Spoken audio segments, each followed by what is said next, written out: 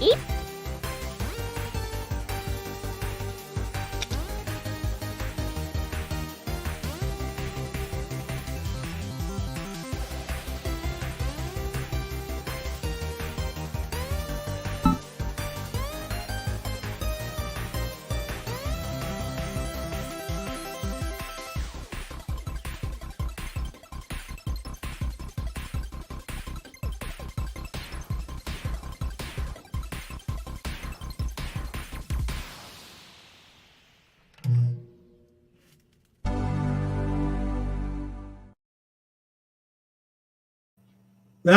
Hi, I'm Steve from Mac84, and I forget where the camera is. Welcome to another whatever this is live stream, and we have a special guest here today. My good friend, none other than Joe of Joe's Computer Museum. Hi, Joe. Hi, everybody. What an entrance!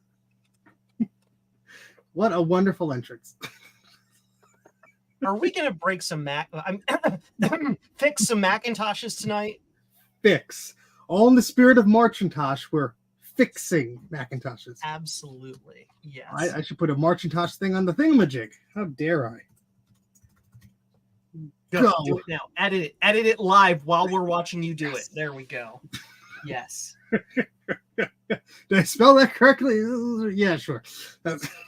Oh, I've misspelled that in so many times. I love when it tries to autocorrect it. It's like, no. It's like, it's just like hashtag Macintosh. Yes, but no. Yes, but no. We have a whole bunch of people in the chat. My goodness. We have Everything is Broken Garage, Turbo Speed, Man Dark Jedi, Tom Computing is here, Cody Labs is here, Reed, Trina, Colin of This Does Not Compute, Veronica Explains, Retro Fox, Sloopy Malibu, Joe! Joe's here. We have Chris. We have Henry, SJ Brian. Who else? I'm scrolling as fast as I can. Saul's here. Javier is here. Hello, Javier. Don't connect 12 volts to ground while we're on the stream because I guarantee you'll break something on my end. Please. Big Bad Biologist, Big Bad Bench is here, of course. And we have Chris. Hey, Chris, how's it going? Bruce of Brangus Creations is here. And might get some gate crashes. Oh boy, Eric of Blue Scuzzy fame is here. We also have Gut Bomb and Falcor and Jaywire and anybody else I missed. Hi. Wait, we could do the awkward zoomed in position here. Where's the? Oh no, it doesn't do it anymore. Hold on, it's right there. No. No. It was the awkward like 2-person thing that it did, where it like whatever. Buttons are hard. Listening while you drive. Don't crash. Click all the buttons until it happens. So, would you like to talk a little bit about your fantastical creation maboob thingy and why we're here today? Yes. Hi, everybody. I'm Joe from Joe's Computer Museum. I play a smart guy on the internet, but I'm actually a short, dumb man. So, Macintosh is here, and I love Macs and Macintosh, and I wanted to take some time to make some cool doodads to make old Macs either work better or be more usable or whatever. And so a couple months ago, as we were coming up on Macintosh, I saw this video by our friend John, the Big Bad Biologist, and his Big Bad Bench, and he designed this cool little thingy doodle. And it's a clip type of thing that you remove the SCSI chip from your Mac Plus and you solder this with some really, really long finger doodles because that's what he does. That's his thing. And then you put the chip on top and then you put a SCSI connector in here and it puts internal SCSI in the Mac Plus. And I'm like, that's cool. So I somehow persuaded, convinced, I don't know, blackmailed him, I don't know, him into send me a couple of these so I could see what he was doing and how he was designing it. And I looked at it for about 30 seconds. I'm like, that's awesome. So with his blessing and permission, and I made sure that he has credits on the design too, I came up with this weird looking thing. This is what I call the Clipper Plus, because it has a clip here on the back and it goes on your Mac Plus. Self-explanatory. Anyway, so basically, yeah, it's the same design, but it's 1, removable, 2, non-permanent, which are the same thing but different. What it means is you just pop this on top of your SCSI chip with the 3D printed Killy clip here, and just goes and it sticks on top. And then it's low profile. So after you put it on the board, it will actually fit under the rear Mac rail and fit up underneath there. With this little kink, it will fit up through where the power connector is. And then this guy is up there. And you can plug your internal hard drive or better yet, a Blue SCSI. You can connect the Blue SCSI and have it inside the Mac Plus. So no more hanging stuff off the back or having like 25-pin splitter cables or all that stuff. It's just in the machine and in there. And also, it provides termination power. Just asked. That little thing right there, termination power. Plug it in, turn it on, and it just works. And yes, I did put a termination power diode in there. So if bad things happen, it won't like backfeed and cause shenanigans. That's great. That's all there is to it. I would show you this one working, but this is my test model and it's broken and doesn't function correctly. So this is why I have the actual functioning working models out to folks like Steve, so they can try it out and give a real world scenario, not my, silly, hi, I'm Joe, and I'm going to plug this in and we're going to see if it works. Oh, it works on my bench. Sure. Sell it. No, I want other people who are much smarter than me to find problems with it and tell me what's wrong. So smart. They misplaced the package you sent, but I will find it. Hey, I've got packages. I've got carrier pigeons. I'll just stick in the package and we'll just have a 18-day live stream while we wait for it to arrive. It's fine. That sounds great to me. Thank you, Joe. This is really cool because when I saw John doing what he was doing, I'm like, that's cool. And John sent me a kit and it sat on my desk and I'm like, I should do one of these days. And I didn't get to it because brain. And then I heard that you were making one of these things. Like, oh, I want to try that out. And then I started looking around my basement and I realized I thought I had a lot of Mac Pluses, but they're mostly Mac SEs. So I have 3 questionable Mac Plus machines. This is dated 11/2000, so November 2021. And this says no image on screen, no chime. And then I have 2 others that are in this general direction there. This guy and that guy. Well, that first one's the one that I had to rescue myself out of for the thumbnail. I didn't know if I would make it to the stream in time. Sorry, Joe. You were required for the audio visual portion. Let me out. Let me out. Now, just so anybody is aware, there's this image. There's an image writer here that is plugged into part of the Global Talk network right now, and we'll talk a little bit about that in a little bit. But if you hear printing noises, that's what's going on. People are printing to my printer. And don't get smart, people, because if you make that thing so loud during this whole stream, I'm shutting it off. So. Big Biologist did note that this, in theory, will work on an SE as well. It might have some fitment issues, but technologically speaking, if you plug it on it'll work. If we have to use an SE for testing. Yeah. But that's silly because an SE has an internal SCSI connector, so I'm not sure why you would need this, but unless you want 2 SCSI things, I don't know. You're triggering people in the chat with your Stop the Discord pinging. Oh, well, deal with it. Deal with it. That's Joe's machine. I take no responsibility for it. I'll just close Discord. We'll just do this and hit quit. I'll remind you to open it. Oh, yeah. Oh, yeah. Like 2 days later, people would wonder why I'm dead. Hashtag Joe dead. I closed Discord. Oops. While Steve's working on the Mac Plus there, I'll talk a little bit about Global Talk and how little I actually know about it.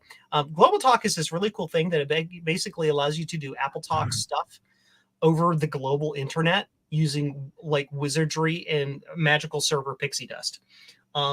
Good explanation. And I've been watching some of the Discord chats about these folks, Steve, Eric of Blue SCSI, and some others, playing around with this, making it work. And they're all sending like rude messages to Steve's printer, like fax spam from the mid-90s. It's so funny. Hey Joe, check Discord real quick. No, that's a trick. But is it? So, it might not be. It might be legit. Knowing him, it's a trick. I saw all this funny stuff going on, and I'm like, I want to see this silly thing work. So I'm like, Steve, can you make my dumb brain not dumb and teach me how to smart? So yeah, so hopefully tonight, after we do the Clipper Plus doodle, we can play around with some global talk. I have my Macintosh all kind of set up here and ready to go. So I followed the basic instructions. And if I can follow the instructions and make it work, it must be pretty straightforward because I am about as thick as a box of bricks. So yeah. So there's the instructions that Paul put up, which are great. They're on they're floating around on Mastodon right now. So this is a addendum I made. So spoiler alert, this is gonna probably be folded into Macintosh somehow. So Paul messaged me and said, hey, want to try and get this to work and make it a little bit easier to work and so on and so forth. His documentation was great. It was spot on, but there was a few error issues where I got held up on some things where I was like, I'm confused. How does this do whatever? And so I just added some comments in a few places to like try and, say, oh, this is not related to that. Don't get confused with this. And then I read it too fast and skipped some things. So I bolded things. So when you do it, you won't forget either. But there's some minor things like it says, oh, you're remote hosts. And I'm like, what the heck is a remote host? And I only understood after everything was done of how it all connects. So essentially what this is doing is you have this vintage Apple Internet router software and you're joining. Joe's like, oh God, it's just me. And you're basically bridging your local talk network via your serial port on your Mac with an Ethernet network. So then you could go across the internet, look at other people's folder shares and print to other people's printers and funny stuff like that. But the thing is, you have to have everyone else's IP address in order to make that connection happen. And right now, the best private way is to have like a Google Sheet where you put in someone's IP and then someone can connect to it. And it says, these ports, and you can't cross the streams. The ports have to be different. There's a lot that's going on in order to make this happen. And unfortunately, it's not very privacy focused because you need an IP address. Otherwise, it's just not going to work. So I'm going to be playing around with this for the next few days. Hopefully, there will be a little more of a streamlined guide, and I'll do a video on it or something, or a stream just to sort of explain this, like probably better. But probably sometime today, Joe and I will mess around with one of the printers over there, and we'll see him printing weird things to my printer and such and such. I'm going to send googly eyes to his googly eyes. And there's also the fun, late 90s printer spooling action where, you send, one little line and it just prints like 3 pages afterwards. So, yes, that's exactly what's going to happen, Mike. And welcome to the stream. I didn't say hi to you before. Hi, Mike. And anybody else that did not say hello to. Hello. All right, so this Mac Plus has a note on it that says, reading upside down is hard. From eWaste 2020, no image on screen, no chime. But this does have a logic board. So let's try and open this up. Oh wait, it probably has it still has the hidden screw behind the the battery door. Remember, everybody, when you're taking your Mac Plus apart, there are 5 screws. Yes. There are 5 screws. There's the hidden magic screw behind the battery slot. Yeah, how many times have I yanked away at this thing and I'm like, why will this come apart? Oh, never mind. Oh yeah, real thing. Why are my glasses all askew? What's going on? That's okay. This whole stream is askew because my camera arm is at a slight angle, and it's this is gonna be great. That's clear. The glasses are all smudgy. Close enough. So I have 3 questionable Mac Pluses. I have a nice working one, but it's too nice to open. So we're not going to be opening that today. Sorry, Joe. We have to make things less convenient. It's fine. We'll make it work, or we'll laugh at it not working. We'll cry trying. Live, laugh, local talk. I'm going to mute my microphone as I slap the sides of this thing.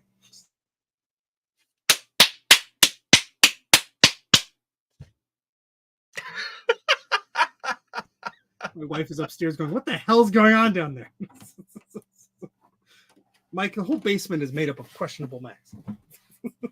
It's a part of it's a critical part of the house's foundation. It's like layer 1 is image writers. layer 2 is whatever. Am I sure I got the rest of these screws out? It's a standard density model. The I did not. stuff is at the bottom. All the papers and stuff are at the top. Yeah, exactly. All right, this still has 2 screws in it, and I'm looking for my thing longer. There it is. Great. Steve's like, why won't this come apart? Don't forget the screws. Oh wait, yeah, it's those screws. There's my thing longer. Here you go. Here. I got. You can use mine. Thank you, Joe. Thing longer. Bonus points for the TNG reference. Yes. Yes, Veronica. Always the TNG reference. Always. There's a lot of spider webs in this. I guess that makes the computer go faster. Yes. It helps the electrons move through alternate paths to get to where they need to go faster. Ooh, the screw almost came out attached to the thingy. We're a very technical stream, folks, if you're wondering. This is just, if you're wondering, you can't understand what we're talking about. We're just so technical it's over your head. So, yes. Apologies. All right, let's. Yeah, there you go. That's how you do it. As I lose them permanently. And now they're gone forever. Yeah.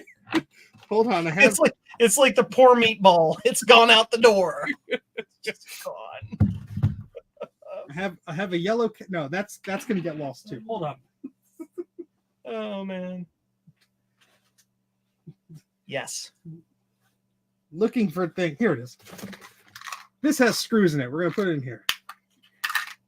So when they get lost, they're lost together. Oh, that's the ant container from 3 years ago when you found the stray ant. No, it's long dead. I mean. All right, this one's opening now. There we go. Now, when opening these, you don't want to touch the thing, blah, blah, blah, you'll die, etc. Yes. Be very wary of the red nipple. That's for after hours. Mac 80. Oh, this one has a lot of crap on it. That's probably not, that's like a lot of spider webs. I think I see exploded caps from here. Steve, gut bomb, no. No, gut bomb. No. We're not even going to read that out loud. Bad gut bomb, bad. No. Okay, so there's your problem. Won't turn on. The power's not. There's a lot of spider webs and crap, but I would love to take a look. Yeah, this is. I have not pulled this off yet, and I'm sure there's some bad solder joints or something on this. So let's reflow those and just see. Oh, there's 3 reefa caps on here. Oh joy! Just remove them. Just cut them in half. Just they don't need to be there. I do this, right, Joe, on the anode cap? Yeah, while it's on. And that was the end of Mac 84. And the stream just goes dead. It's just you in the corner for the rest of the hour. It's just...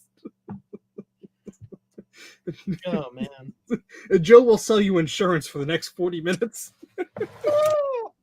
Yes. Oh, boy. Oh, excuse me. Now, let's remember how to take apart the Mac Plus. First, get a screwdriver. Colin, are we going to start a betting pool for how many of those reefas pop on the stream?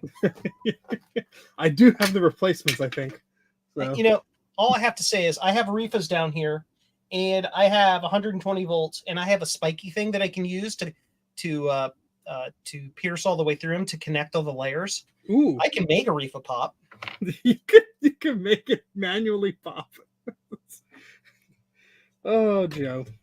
You are my kind of people. I don't have a fire extinguisher, so I'm not going to do that yet. Not until I get the fire extinguisher. Safety first. Safety first is, oh, wait, I don't have the fire extinguisher yet, so it's not safety first. Hey, hold on, folks. There's more. I should have had that. That's the only monotasker you ever have. Oh, boy. So, I do have 2 others of these machines, but this is the first one on the bench, so we're going with this one. Yes. Yes. Sure. Joe, could you come over and look for that thing while I do this? Yeah, hold on. Found it. Yeah. Let me use my matter rearranger to just transport you. No, only Canadians have that technology. Well, the Canadians. We miss out on all the fun stuff. Oh, excuse me. All right. Yawning a lot, people. That's my medication. It makes me yawn. It's one of the side effects. I'm not actually tired. As a matter of fact, I'll easily be awake until 2 a.m. I don't think that's broken. It's just weirdly formed at the end. Okay. Ooh, let's play the game of we have to play the game of where Steve put his discharge tool, because it's surely discharged, but it's right here. Oh, hold on. There's your thing no longer. That's your discharge tool. I mean, I know it's 99% probably discharged at this point, but I need to find the thing. I almost made another one the other day, and then I found it. We'll see if I remembered where I put it. Oh, let's get my address off of this, so if I have to manhandle this. I apologize in advance for whatever this stream ends up being. Sorry, Joe. It's all Joe's fault. You got roped into whatever this is.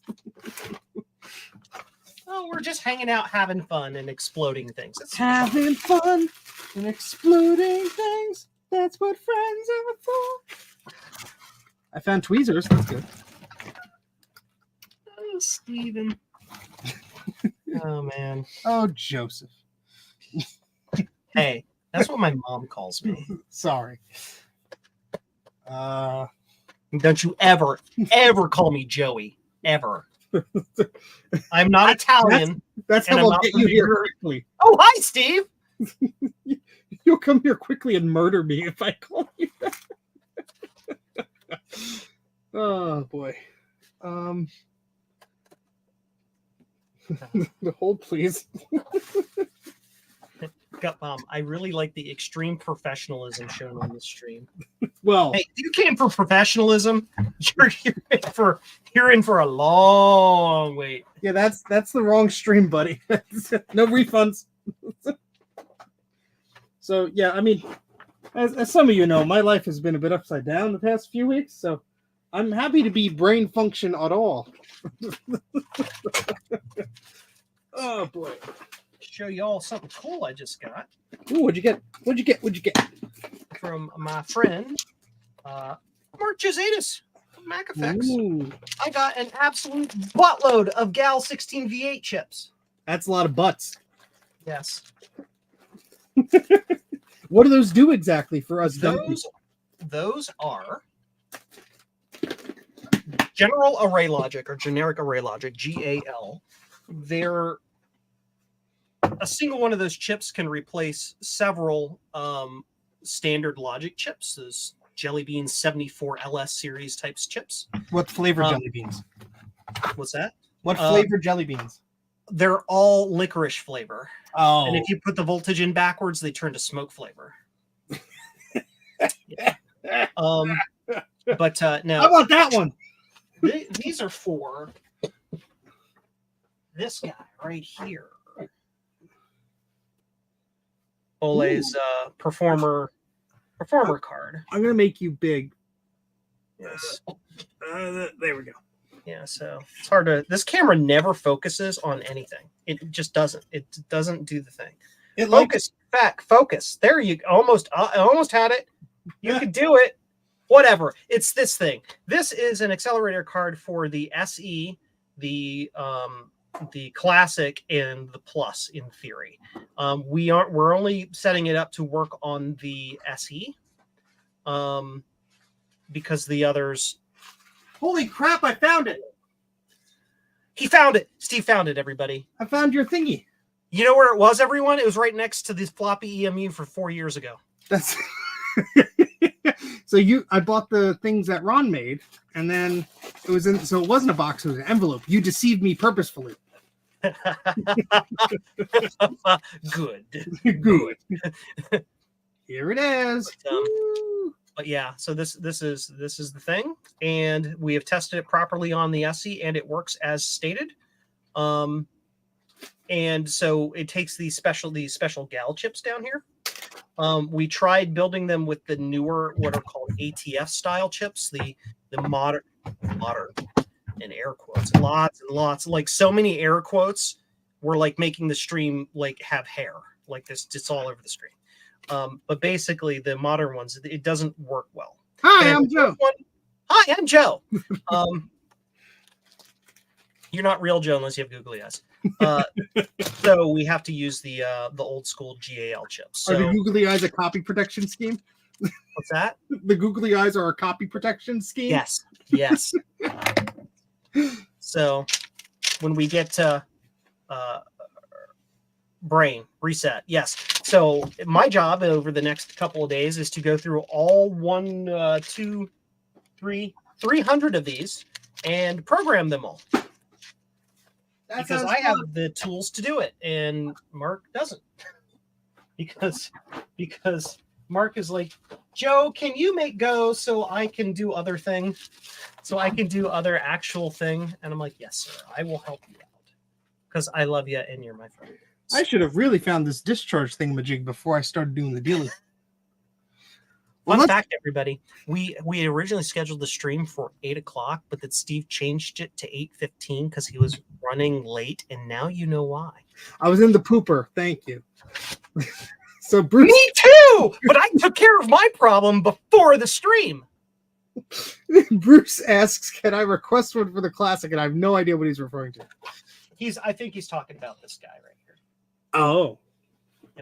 Technically speaking, and I have a Killy clip on there for that too. Technically speaking, this would work for the Classic as well. And it requires just some modifications. It requires adding an extra chip up here and like getting rid of a solder blob or something like that. But I don't believe that MacFX is planning to sell them configured that way. I think he's only planning for them to be configured for the SE. So. Well, I'm going to just make a new thingamajig. Then I have 2 of them, so I'll be right back. Yay! Steve is going to make a anti-sparking device, and we're all hoping very, very, very much that he makes it incorrectly, because that will be very entertaining for all of us. So everybody, your thoughts and prayers and all of that on Steve making it wrong. This is like a Tinkerbell moment. If you believe, Steve will get zapped and we all get to laugh at him. No, I like my heart to function properly. Heart need beat, make blood go. Make blood go. So we had an air fryer that was beyond cleaning. So I snipped the wire off it. So yay, free wire. Mm-hmm. So this plus screwdriver plus tape plus alligator clip equals discharge tool. Mm-hmm. Yay. Yes. Let's make me Welcome to the Mac 84 stream, where Joe is like the focus for no reason at all. Well, welcome to the Mac 84 stream, where if we lose the tools, we just make new ones. Yes. I need to walk over here and dispose of my my polar solvents in I'll be right back. Promise to come back, please. Oh no, he disappeared. Yes, there it is. Now, where did I have those wire strippers last? Damn it. Wait, what was I using them for? What was I using? I don't remember. We'll do it the manual way.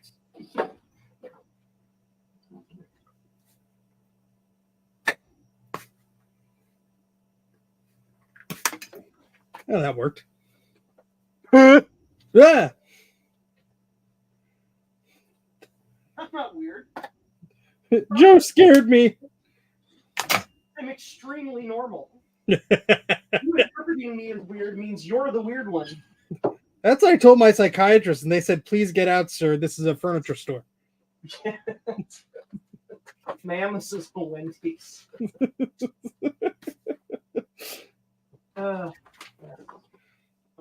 These need to be done. While you're doing that. Oh, you can't see me. There we go. Yeah. Need a little of these. All right. G Should do it. A L S. Yay. So I don't usually have all the brain, but what I do is sometimes remember things. Oh, I found my discharge tool. It's on his bench. Every single time as I start to make a new one, and I find it. Oh man! It's just here, Joe. It's just here. It's Steve. I'm gonna show you what you need to do. Okay? Hold on, I'm finding it. So you see all this up here? You see all that? You see all this wonderful stuff up here? This is called organization. I don't know what that word means. I'm sorry. See, that's against my religion, Joe. All my wires and my tools and everything is just, it's right where it goes. It goes back. And after every project, I clean my bench. Joe, could you stick out your tongue for a second? Ah! There you go. Ow. My small intestine. It'll hurt more when I plug it into the anode cap. Oh, God. Oh. Exactly. Colin has it right. If I organized, I'd never find anything. Ooh, I like your third-person FPS over-the-shoulder view. Yeah. All right, so even though this thing has not been plugged in for probably 3 or 4 years, safety first. You can't see what I'm doing because I'm an idiot. Ib says he or she is going to send you a self-organizing workbench. I wish I had the room for that. Colin, if he organized, then he'd never find anything. So true. Now Well, I have surprised. to organize things. It gets to a point where like the mess itself impedes me from getting stuff done, and it just bothers the absolute crud out of me. I can't stand it. I can't stand it. All right, here we go. I'm also space limited. Like this bench is all the workspace I have. So most of my tools are on the floor, so they're easier to find. they're on the floor. What's that pile over there? You think I'm joking, but there's like 5 ADB cables at my feet. So, Yeah, I get it. found it. We'll lose it again. Okay, so let's figure out what's going on here. Oh, boy. Nice thingamajig for thingies. It's fine until it isn't. Yes. Yeah. All right. So why are we taking out this analog board? Well, it's dirty. And there's reefer caps on it. And it's probably sad. And yes. So we need to make the sad go away. we'll we try. need to send it some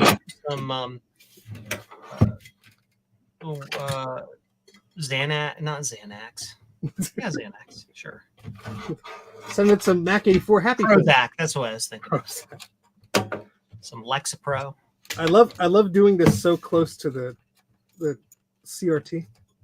Just it's fine. Oh, that was close. Yeah, just yank really, really, really hard directly in the direction of the neck. That's okay. That's fine. Just put It's it harder directly. than your hand. Your hand will yield first. I promise. You grossly overestimate my reaction time. Let's put this in a corner where I can't break it. Styropyro, says Derek Witt. I love his content. Can't stand his presentation style. I don't know who you're referring to because my brain is. He's one of the maker YouTubers who just like makes random stuff and blows it up. Oh, cool. I like blowing up. He makes like 10,000 watt infrared lasers and like blow stuff up with it. That's cool. So if you have a Mac that has one of these things and you don't have those little black clips, you're probably looking at an older Mac and you have these disgustingly degraded foam sticky pads. Yes. So I just have a little bit of a scalpel and I'm just slicing at them until they get weak-ish. But once you stab at it, you could pretty much pull it away. Ha, I'm Styro Pyro, and everything I say is way over the top. Isn't that weird? And I don't have any, my face does nothing above my nose. It doesn't move up here at all. So it looks like I'm either on Botox or I'm a psychopath. Let's blow some stuff up. The views expressed by Joe of Joe's Computer Museum are not necessarily those of Steve of Mac 84. Heck, for all I know, he was injured as a kid and he has nerve damage above his nose and his eyes. Insensitive of you. I'm giving him the benefit of the doubt, and it is what it is. Also, don't touch the capacitors on this thing because zapping will hurt. Oh, they'll zap you. Oh, yeah. And you'll die, and it'll hurt the whole time you're dying. Good thing I'm on a stream because I have adult supervision.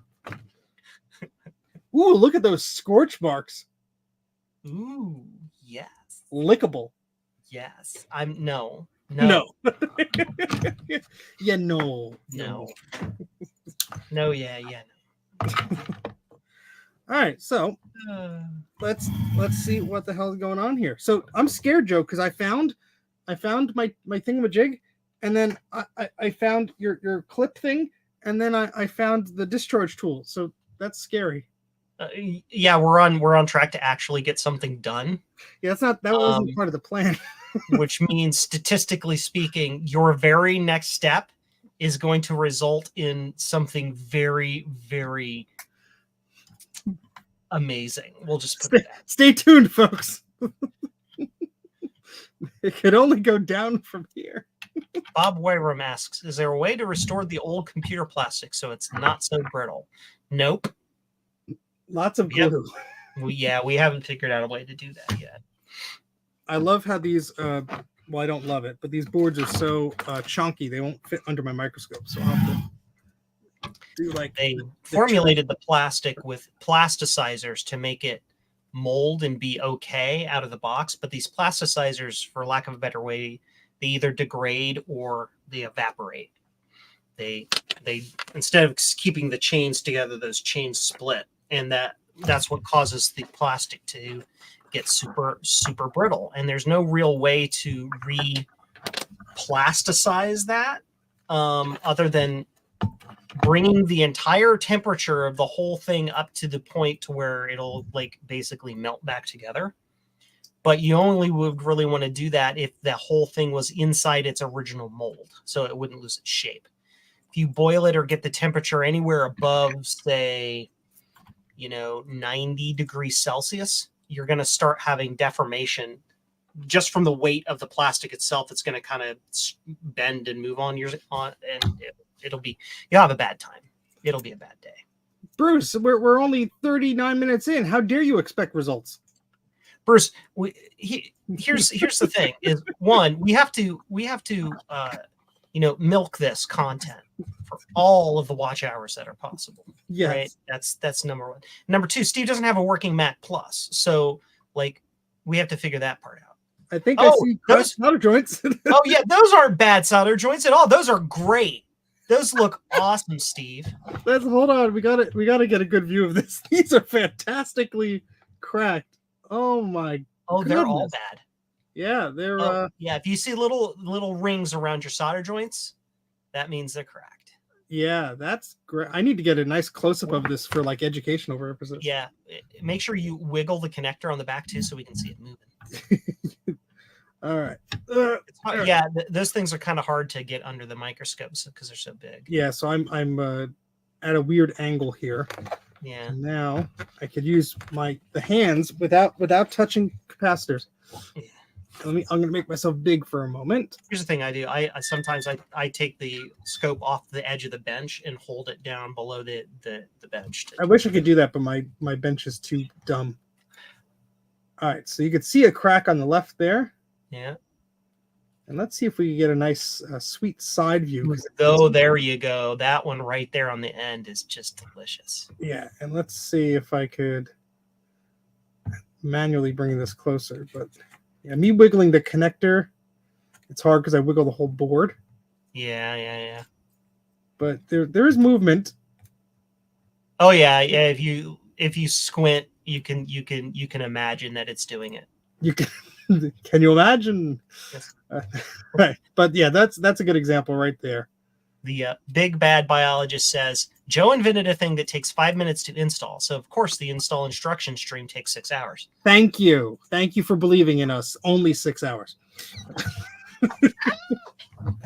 All right, so we're gonna solder that or desolder, or we're just gonna solder everything. Add solder to everything. Yes, more solder. MOAR. More.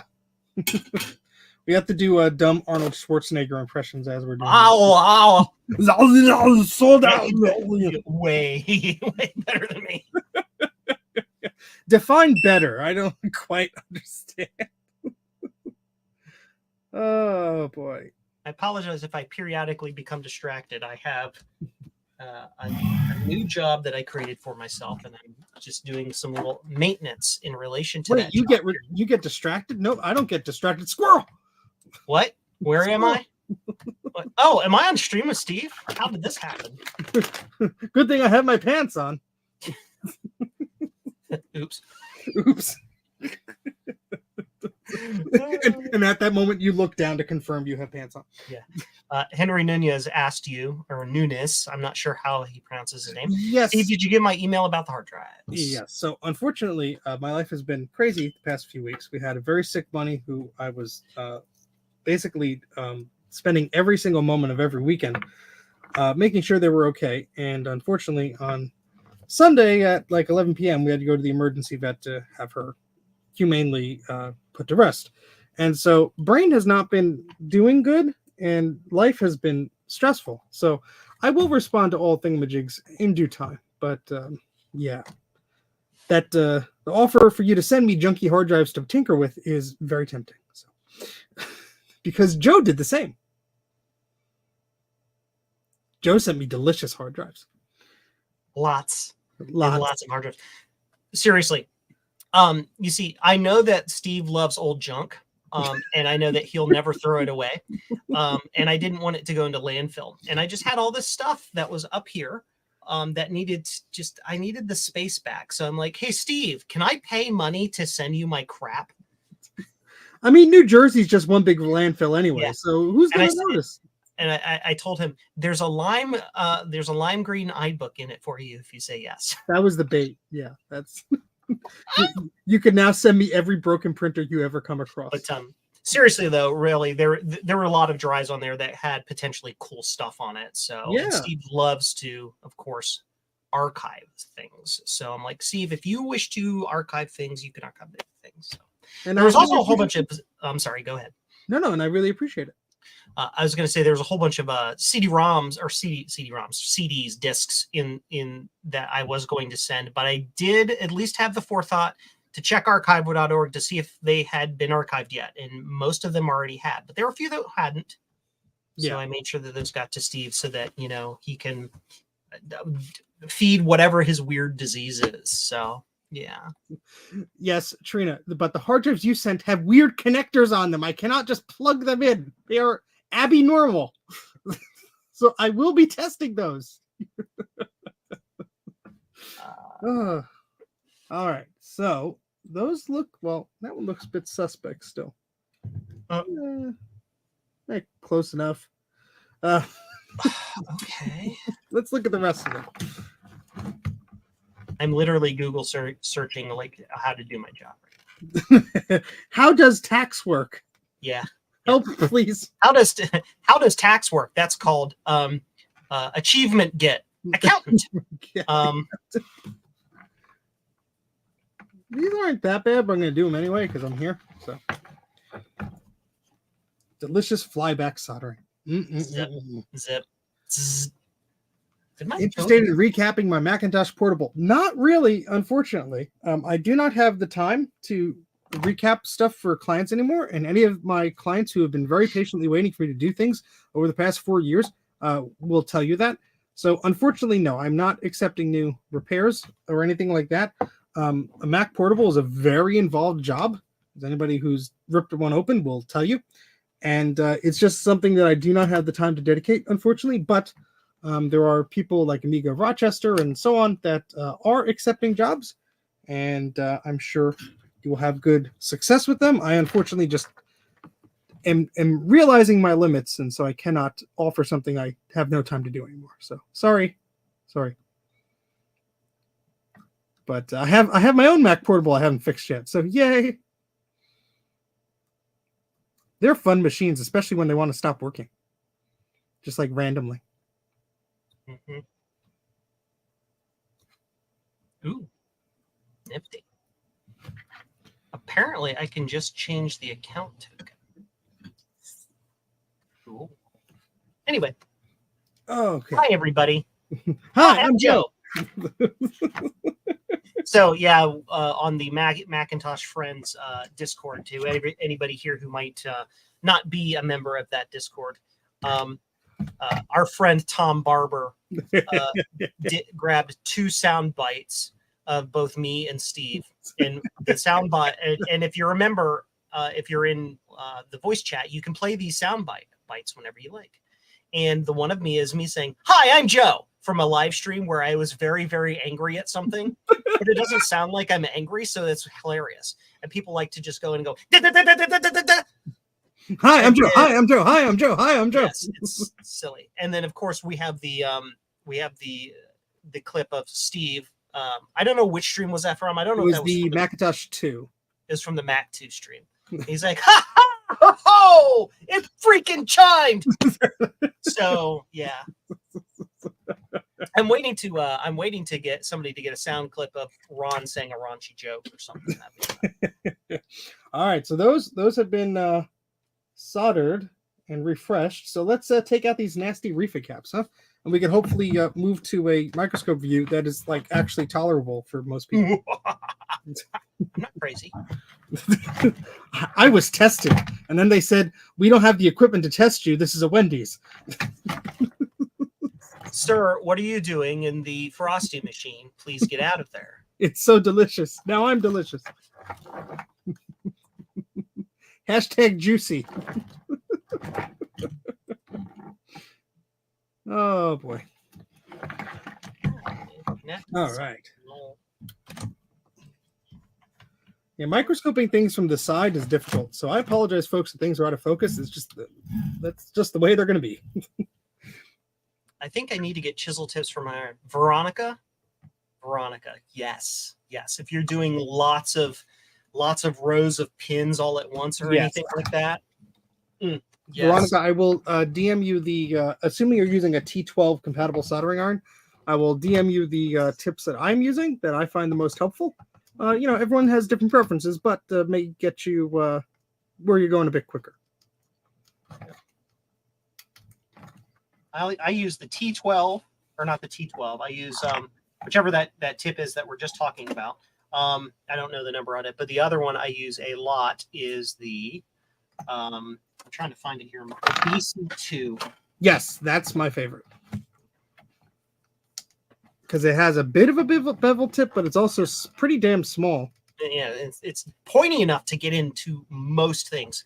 I have the only time I've not been successful with that is in a super really tight like surface mount stuff up against something with this really big, like a slot or a socket or something. Oh, I shoved it between 30-pin RAM modules because I'm a sadist, but or whatever the phrase is. Steve, you must teach me your secrets. I just Masochist.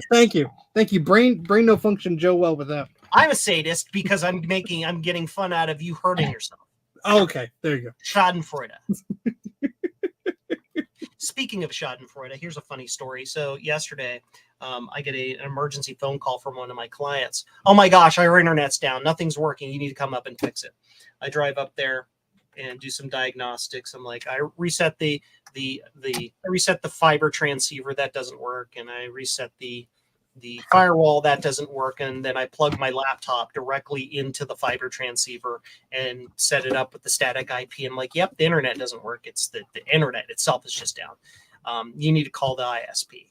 And they're like, well, we just called the ISP and they said everything's fine. And I'm like, well, you need to call the ISP again. They call the ISP. The bill was unpaid. Oops. And I almost started laughing out loud. Like, not because, and I didn't know that, I know that it wasn't unpaid because they like have financial problems or anything like that. I knew it was the dumbest, probably just the stupidest clerical error. Oh yeah, like we upgraded our terms of service and you have to click accept. You know? Grin ear to ear, just under my mask. Just ow, pointy. I just stabbed myself with a reefer cap. Ooh, pointy bit. This one has Steve's DNA on it. I'll put it on eBay. Yeah, there you go.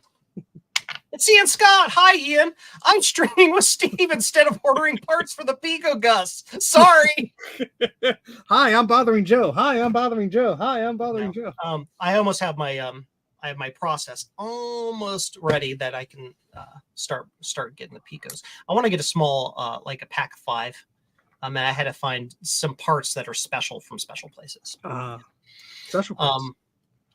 But yeah. Yay. And they just what had happened with that customer is they were set up for paperless billing, and the invoices were going to a gentleman who had retired 2 years ago. Oh, that's helpful. But there was some sort of outage like way in the past that they had gained so much credit that it paid their internet for months. Oh, that's cool. And this is fiber, so you can imagine how much of a freaking credit that was. Yeah. And so, yeah. And they didn't bother to, I don't know, pick up the phone and call to see if... Well, that takes time and effort. No, they just shut them off. These guys have been paying the bill for 50 years. It doesn't matter. We're just shutting them off. Yes, curved conical tips. That's the other thing I was gonna mention that Colin just mentioned. Yes. Those are, I can grab one here. I have a pokey curved conical up here somewhere. I used to. Yeah, here I go. Those look like this. Like that. Yeah, those are helpful. That's like the smallest one I have, but super helpful when you're just trying to like you can get like into these like super tiny little places, and you can kind of hook around corners and stuff. You almost though have to crank the iron way up because the very tip of it doesn't get warm enough. So when I use that, I almost crank the thing all the way up to like 480, all the way to the max my iron will run. Nice. And it helps. A lot of flux helps too in those cases. My goodness, we have 70 people watching us. Hi, everybody. So, Joe, why don't you plug your site dealie? My site dealie. Your web your e-store. Hi, everybody. My name's Joe from Joe's Computer Museum. So, did you know that I have this website that's right up here, jcm-1.com, and I have all different types of cool stuff on there to keep your old retro computers running. The big thing that's up there is the Blue SCSI, of course. I'm a little low on stock right now because thanks to our wonderful guest in the chat, Veronica Explains, and also Adrian Black of Adrian's Digital Basement. They're like, yeah, these Blue SCSIs are awesome. Go buy them. Y'all bought me all out of my Blue SCSIs. So I didn't help either, I'm sure. Yeah. Steve, by buying them directly. 87 of them. I'm like, Steve, stop. But my Macs are lonely. But aside from the Blue SCSIs, they're also one of my flagship products is my keyboard encoder, the JCM Universal Keyboard Encoder. If you have an Apple II Plus, an Apple IIe, an Apple IIc, an Apple IIc Plus, an Apple III, or an Apple III Plus with a bad keyboard encoder, that one keyboard encoder will fix any of them. All you got to do is plug it in, move a couple jumpers, and you're done. And sounds it just magical. makes your keyboard work. I also have replacement keyboard encoders for the older style Apple II and Apple I keyboards called the MM5740 keyboard encoders. So those are the things you can do. All different types of other things. Ethernet adapters for local talk, so you can get a local talk adapter instead of like paying the extortion price on eBay for one of those phone net adapters. And now they're Global Talk certified. Yeah, maybe. I don't know. We'll be testing that. Maybe we'll see. Yeah, lots of cool stuff. And hopefully here soon, I will also be distributing the Pico Gus. Ian Scott there in the chat, the wonderful Pico Gus that basically is the most fantastical and awesome sound card for your vintage IBM AT style. Basically any old DOS machine with an ISA slot. It emulates the Graphis Ultrasound, which is like the top-notch best audio card of the time. It's so cool that we're getting like all this like stuff that makes us not have to pay dumb eBay prices. I know, right? It's almost like there was a need and we decided to fix the problem. I wonder if there'll be ImageWriter local talk cards soon. Ooh. Talk about a niche product. I wonder. Yeah. There's a Zilog chip on it. That's all I know. It's a that thing is basically an Apple II on a card. It's a 6502, a ROM chip, a serial chip, and some glue logic. It runs its own computer in there to do all of the processing involved to interface between Apple Talk. That's crazy. And printer. Yeah, it's its own little PC, its own little machine. Yeah, because you shouldn't have to pay 3 times the price of an ImageWriter for the I know capability. And I don't think it has any like special logic on it. I don't think it has any ASICs or like GAL chips or anything funky on that. So that would probably be really, really easy to do. A Pico could do it. And here's the thing, like if you were to do it with a Pico, the cost would be even lower. Like you could clone it straight and not really have any engineering work to do. But the thing is like the 6502 itself costs about 3 times as much as the Pico does. Ah, okay. You would think the 6502 would like cost 85 cents. No, they cost like $10. Oh, geez. The Pico's $4. So like weird. And the Pico, the upside with the Pico is it can do literally all of it. All of the stuff. 100% of it. Reefa caps. Yeah. This one was just a bit crackly. Just no, it's fine. It's fine. 25-year-old bubblegum's supposed to look like that. He'll be sending these to Joe and he can make a necklace out of them. No. No. I have enough garbage down here. Why does that garbage have a shipping label with my address on it, Joe? It's fine. I have your address. It'll just go right back. It's like, I'll just put more heavy crap in there for you. Nice. I think I actually have replacements, so I guess I should replace them. It probably wouldn't hurt. Probably wouldn't hurt. Thomas Armstrong. That's fine. Powered up. Go. That's fine. Powered up. Yes, Henry Nunez says, I bought the Ron's computer videos. I know what I got, throw blanket, and it does have an amazing quality. Yes. Oh, I love mine. Let's talk about that for a second. So we all know who Mr. Polka Dots is. We all know who that is. If we're in the Mac community and you've tried to purchase vintage Macs online, you know exactly who I'm talking about. I'm not going to name names. I'm not going to dox anybody, but you know exactly who I'm talking about. So I know what I have, Joe. Yes, you know what you have. So our wonderful friend Ron of Ron's Computer Videos had this idea, a line of products with that polka dot theme on them. And Ron did a lot of development and stuff with it. And then I did some cleanup of the colors and stuff. And then, yeah, we did the thing. We did that. So you can go to jcm-1.com and get a mug with polka dots on it, or you can get a blanket with polka dots on it and take your own polka dot themed pictures for sales on auction sites. Yes. It's a very cozy blanket. Yes. It is. We even have, cozy. I know what I got, boxer shorts. Tell your significant other, you know what you got. Yeah. So, yes. It was perfect for Valentine's Day. Perfect for Jesus. I know what I got. Get out of this bedroom. Okay, so here's my thought. Everybody go to jcm-1.com and you have to type it in the thing so they actually click it. It's a thing. Yeah, it's to go to the website and get a polka dot t-shirt. And if you're going to VCF Midwest, wear the t-shirt. Wear it VCF Midwest. Yes, do the thing. That would be super cool. I think that'd be fun. Krynos says, I love the thinking mug. Yes, that was one of my first products on the website. I remember those. Yep. I'm probably the biggest buyer of those because I keep buying them for my morning coffee and then I keep breaking them and I buy new ones. I keep breaking them. Joe Smash.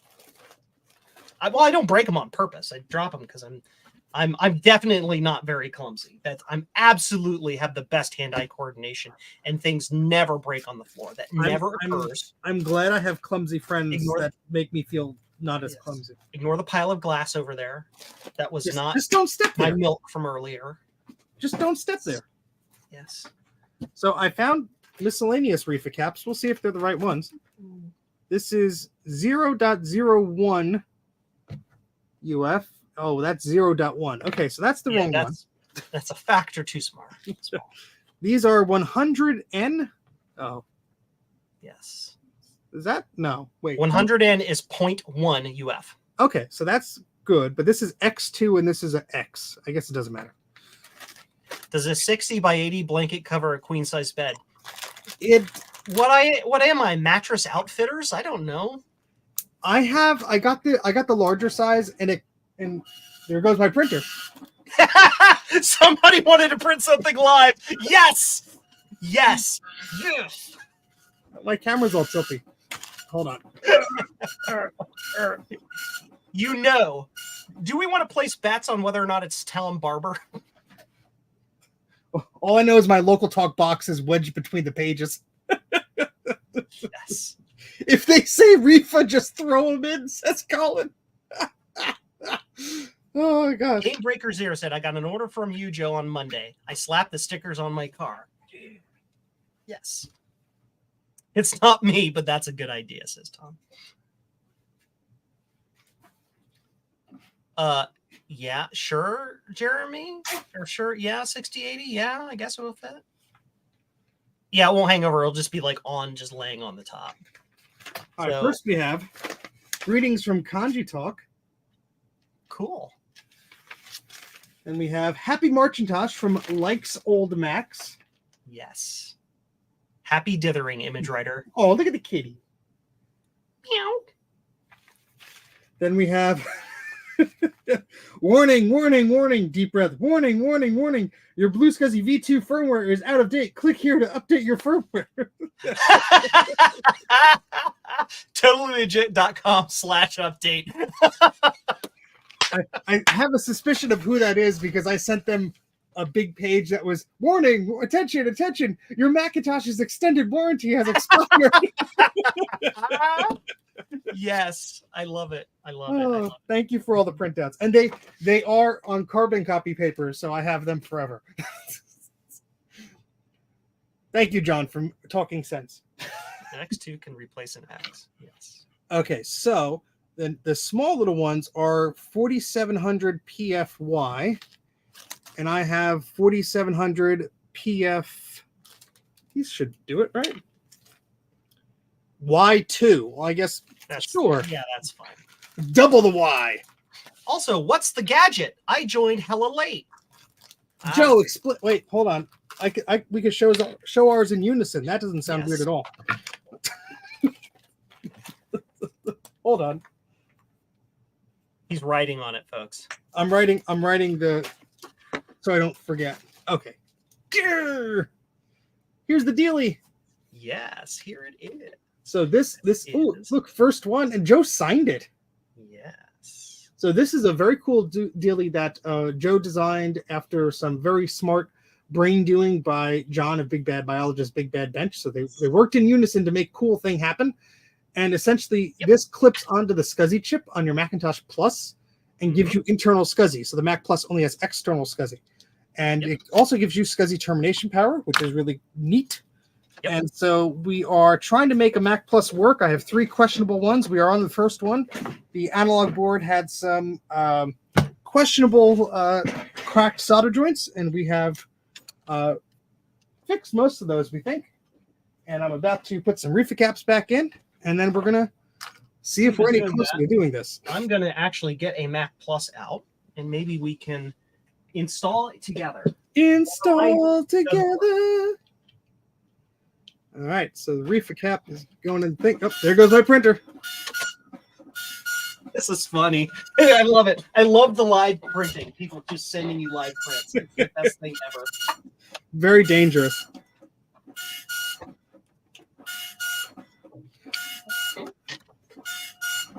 My Mac Plus works.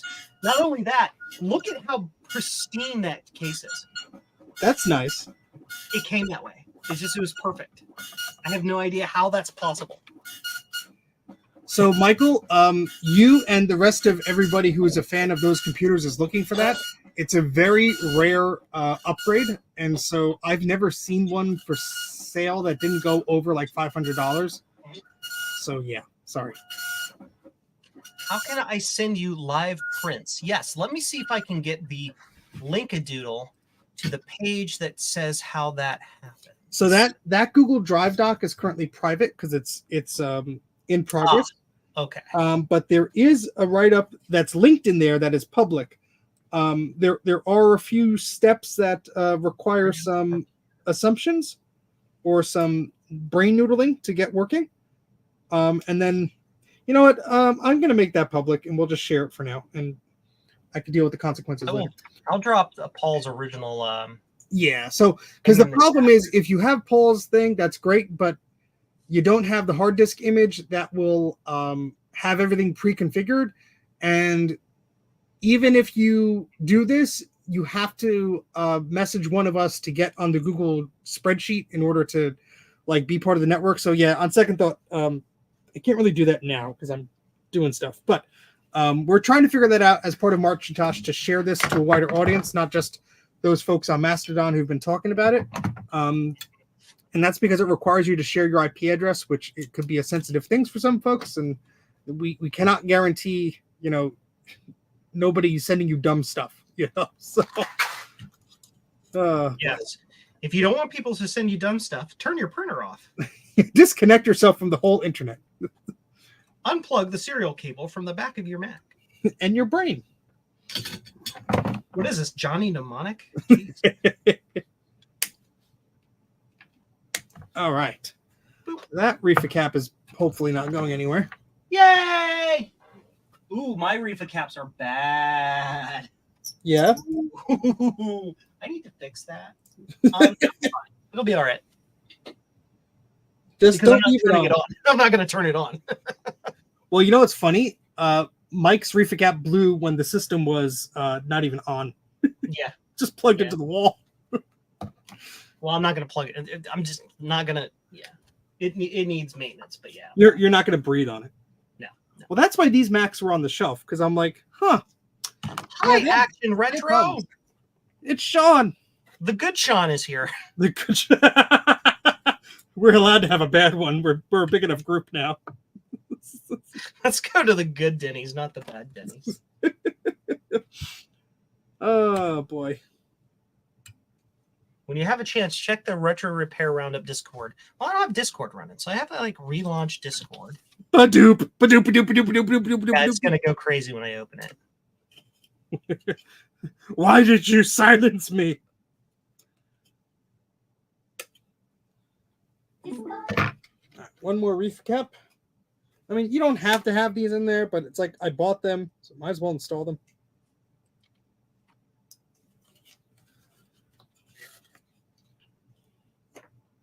Because knowing me, it'll blow up.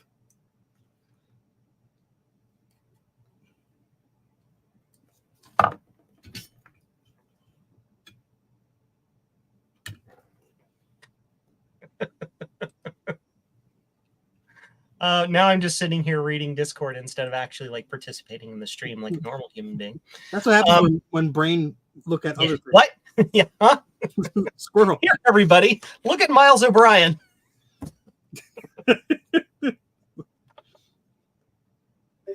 Badoop. Yep, there you go. Can I like just silence the whole thing? Can I just mute Discord? I don't know how to mute the whole thing all at once. Unplug speaker. Yeah, but then I can't hear you and your dulcet tones. All right. So I think we've made it happier. I mean, these are still what 37-year-old capacitors on here, but Now everybody's randomly bedoofing me. Joe's been beduped to death. Oh no. Rest in peace, bedupe. Things are occurring. I'm going to just reclose Ooh, this capacitor has a bit of a tent going on, Joe. Yay! Yes. Yes. Look at this. Hold on. This is let's see. Where's my other camera here? In Canada, he's called Kilometers O'Brien. Oh no. Nope, we got more printing.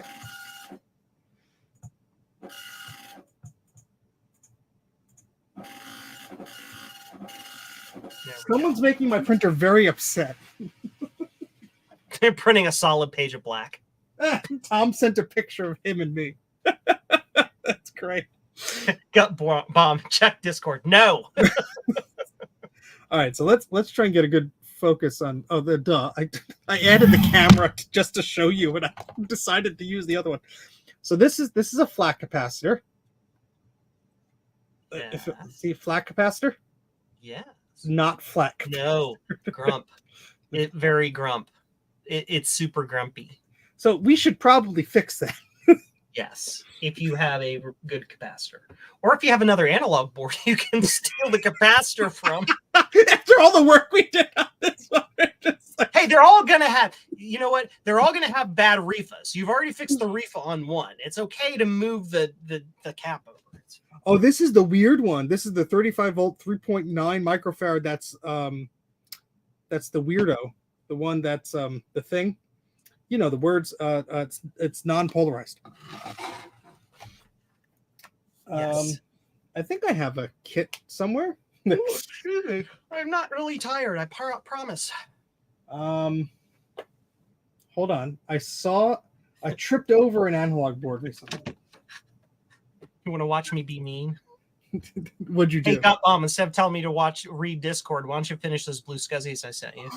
Oh, boss laying the hammer down. I'm kidding. It's all good. He'll Just get him. blame it on me, Gut Bomb. No worries. We're a bunch of idiots. All right, where's this other analog board that I was tripping over? That I'm like, how did this get in this house?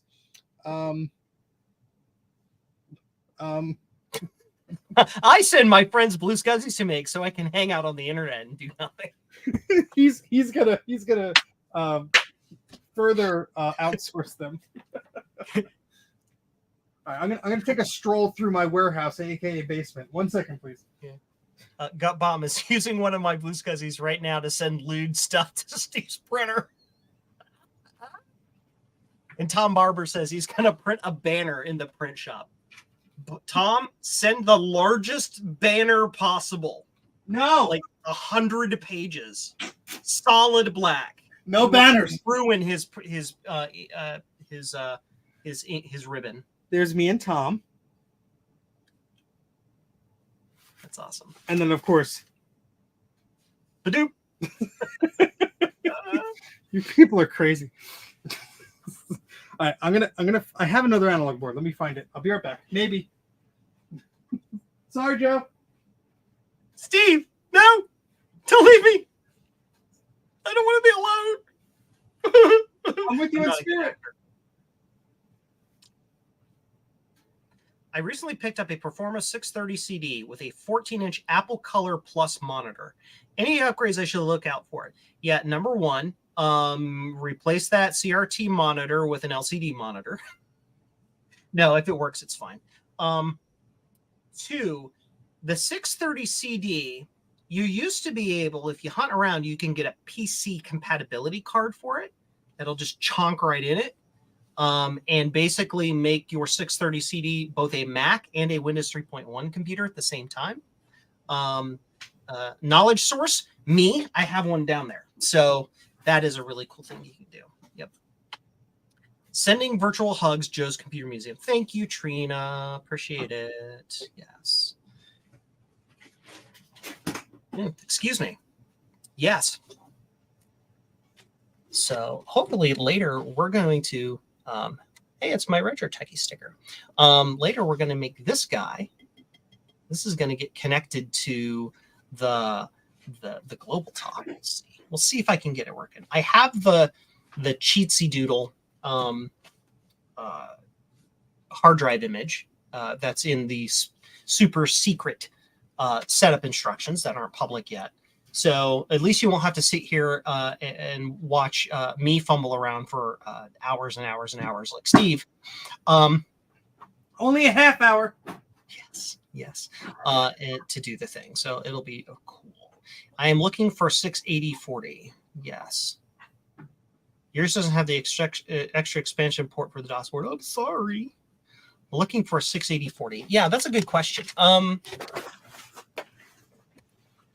I found another one. Yay! So as far as the 680/40 goes, I don't know. Are the 680/40s a drop-in replacement for the 680/30 in pinned machines? Oh, they should be. As long as it's as long as it fits. Really. Yeah. This is a slightly different board, a revision, because this has only one reefer cap.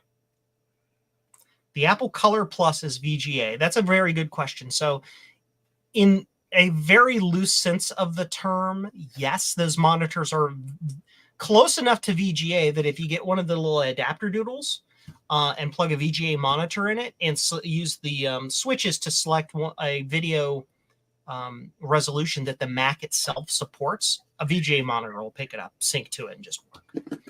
Yeah. I think the 630 has a 68 LC040. I just want to replace it. Yeah, you can put a standard 680/40 in that then. Yeah, that wouldn't be a problem. Keep in mind that in many cases, the floating point unit doesn't really get you much. Like for everyday use, it doesn't really improve things because so much software was built to simply expect there to never be a floating point unit in it. So nothing really used it. Here's a wish: blue SCSI and an Apple II. That is entirely possible. All you need is a SCSI card for the Apple II and a blue SCSI. I've used one in my Apple II GS recently. So same. Yep. So that is not a problem at all. Yep. You just plug it in and it just works. I have a Mac 128 recap kit somewhere, and that should have the same thingamajig. Yeah, the 128 plus. Yeah, it's the same board. Yeah, just scavenge your 128. It's fine. But it's sacrilege. Here we go. It's not original. 100% original. Matching serial numbers. Never. No. Oh, these are both color classics. Damn it.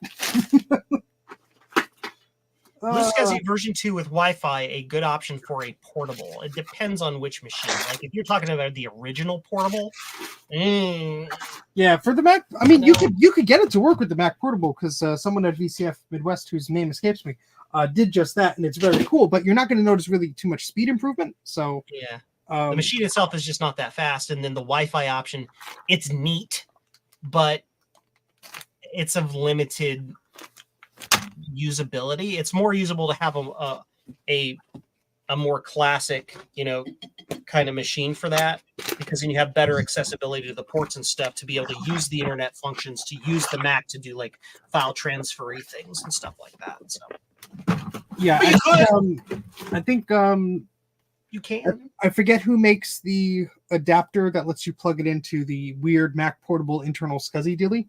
Mm-hmm. But because it's not the standard 40 pin connector. Yeah, so you need to use the external one if you don't want to buy another adapter. But well, we're gonna steal the cap off of the thing because I don't have a better idea. Stand by. I may know who makes that adapter. See, there's like almost corrosion on the flyback on that one. So, but this one looks better. Well, you know what? Let's install a new reefer cap on this one. Then we're just we're just doing both things, right, Joe? Yes, David, that's right. Excellent. Yes, we will do it. Wow, the flyback cable is so thin on this one. Yeah, here it is. Yeah, yep, I was 100% correct. You will want to find Tech by Androda. Androda.work. Yes, there you go. Androda is the one who makes that adapter doodle. That allows you to to put the blue SCSI in the portable. So I will drop that link in the chat. So yeah. Joe, look how thin the cable is on this flyback. It's like a piece of spaghetti. Spicy spaghetti. Spicy spaghetti. All right, so we're going to. There's only one reefer cap on here, but we have to do it anyway. So we're going to do both. That way, we have a better chance of maybe working. Mm-hmm. Veronica is asking, is there a respected SCSI card for the 2GS? Yeah, the original Apple branded SCSI card or the GG Labs clone of it are the best options. They're the ones with the best compatibility. They just unfortunately, they are not cheap. Yeah. GG Labs, as I said, they do a clone of it, but I don't know if they have any in stock. Yeah, and there's a lot of revisions of them, which is fine. It just, you have to be aware that some do something differently. I don't know. Yeah, the Apple II, the A2 SCSI. They have like 3 different versions. The third version, I don't know if they've got any for sale. I'm looking. Yeah, they have it on Tindy, but it's out of stock. So yeah. And how much is it? So, $160. Yeah. Yeah. You must really like your SCSIs. Yeah. No. Nope. Nuh-uh. So. Milky rubber. Like, I don't want to. How can I say? I don't want to undercut or say anything bad about GG Labs because they do a lot of good work. But I think that $159 for this board is way overpriced. That should be like a $79 board. Just looking at the parts. But I digress. The thing is, too, a lot of these parts are kind of unobtainium, so that might be dictating their price. Yeah. Like the SCSI chip that's not really made anymore. You know, it has custom programmed gal chips here and here that need to be programmed. So you're saying, Joe, someone should make a Pico SCSI card? Yeah. Hey, that sounds like a great idea. And now you mention it. There is this guy named Oliver Schmidt, and he's working with a guy named Raleigh Pavelev. I can't pronounce his last name. I bet you I could pronounce it worse. Yes. And they make a cool thing called the A2 Pico. It is a single board that you can throw like 5 different firmwares at to do 5 different crazy things. Ooh, I like crazy things. And I have contacted them, and hopefully I'll be licensing their technology to have that out for the community too. They are only covering Europe right now, so the idea is that I would be able to do the United States. So, Bob Wyram, why not FPGA? I don't know, because programming Picos is easier. Money. The Pico costs $4. The whole Pico is $4. It's insanely inexpensive, and it's like 132 megahertz dual core processor. Like you can just throw anything you want at the thing, and it does things. You know, so like generate HDMI with it. Okay, this is from '83. Sure. That is early. Somebody put an original board in a Plus machine. This is a Plus, right? You check the front. No, it's not. That's a 128 upgrade. Somebody spray painted it, so I thought it was maybe a Plus. No, and that's a 128 upgrade, man. And the back is places. I don't know. He's gonna go look at it, and it just says Macintosh in the upper right. Oh boy. Hi, Trina. Yeah, it just says Macintosh on the back. How about that? That's a 128? Yeah. Yeah, it has a 400K drive in there. Does it have a Plus board in it, though? There was the logic board I took out was upgraded. So. Oh, okay. But there's some serious crud on here. Works. Yeah. I mean, if it works, it works. If it works, it's been. Well, let's This do this. episode brought to you by the letter If It Works. Let's do this. I'm going to what I'll do here from this board, I'll replace the reefer cap and I'll swipe this weird 3.9 microfarad capacitor, which is 25 volts on here. Let's see if it's the same value. I bet it's not. Oh, it's 35 volts on the plus. Damn it.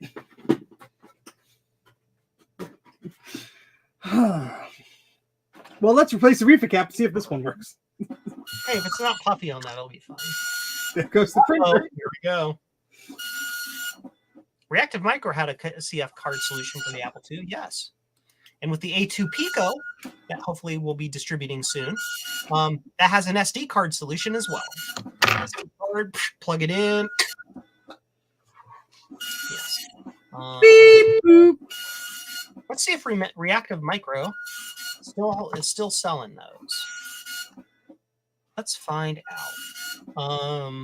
Hi, everybody. Look at my competitors' websites. No, it's fine. We're all friends. Apple II Squeeze. Friends with grudges.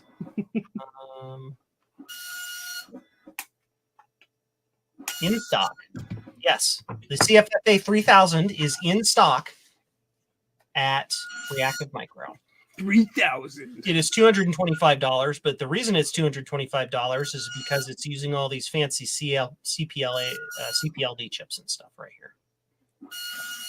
It is a really, really cool card. It is still, to this day, in my opinion, the gold standard for access cards on an Apple II.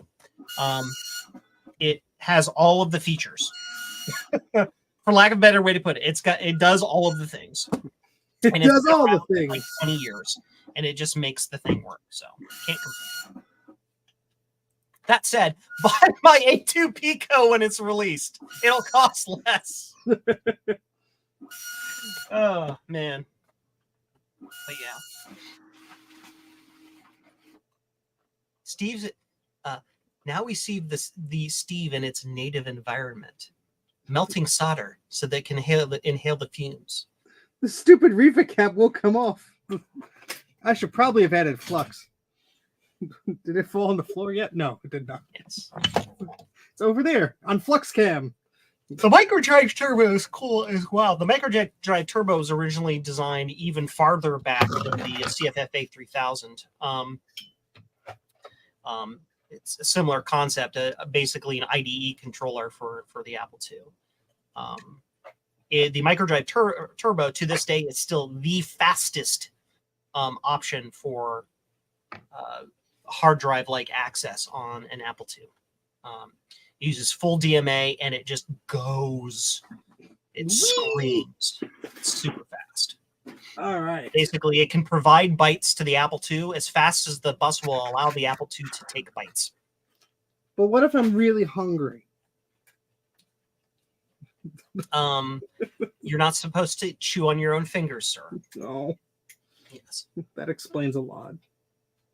The Dan 2. What is the Dan 2? Better than the Dan 1. But SD card controller. Yes. Oh, I'm pushing the pad up. That's not good. Yeah, whatever. These are big traces. Dan 2. KMac by KMac. Yes. It's based on an open project by Thorsten. Yep. Mm-hmm. Copyright licenses, so on and so forth. Yep. Cool. Nifty. Neaterific. A2. All right, let's try this again.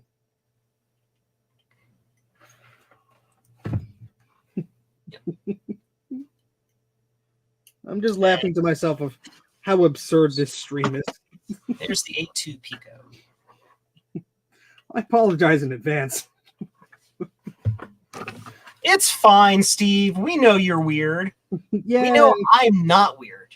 No, who would have said that? I only put it in the video description. Just Computer Museum, do you still have that black PCB for the Apple II SD that I sent you inside that Zenith? I have it somewhere. Yes. It's probably in one of my project piles. I have lots of tiny little boxes laying all over the place that look like this.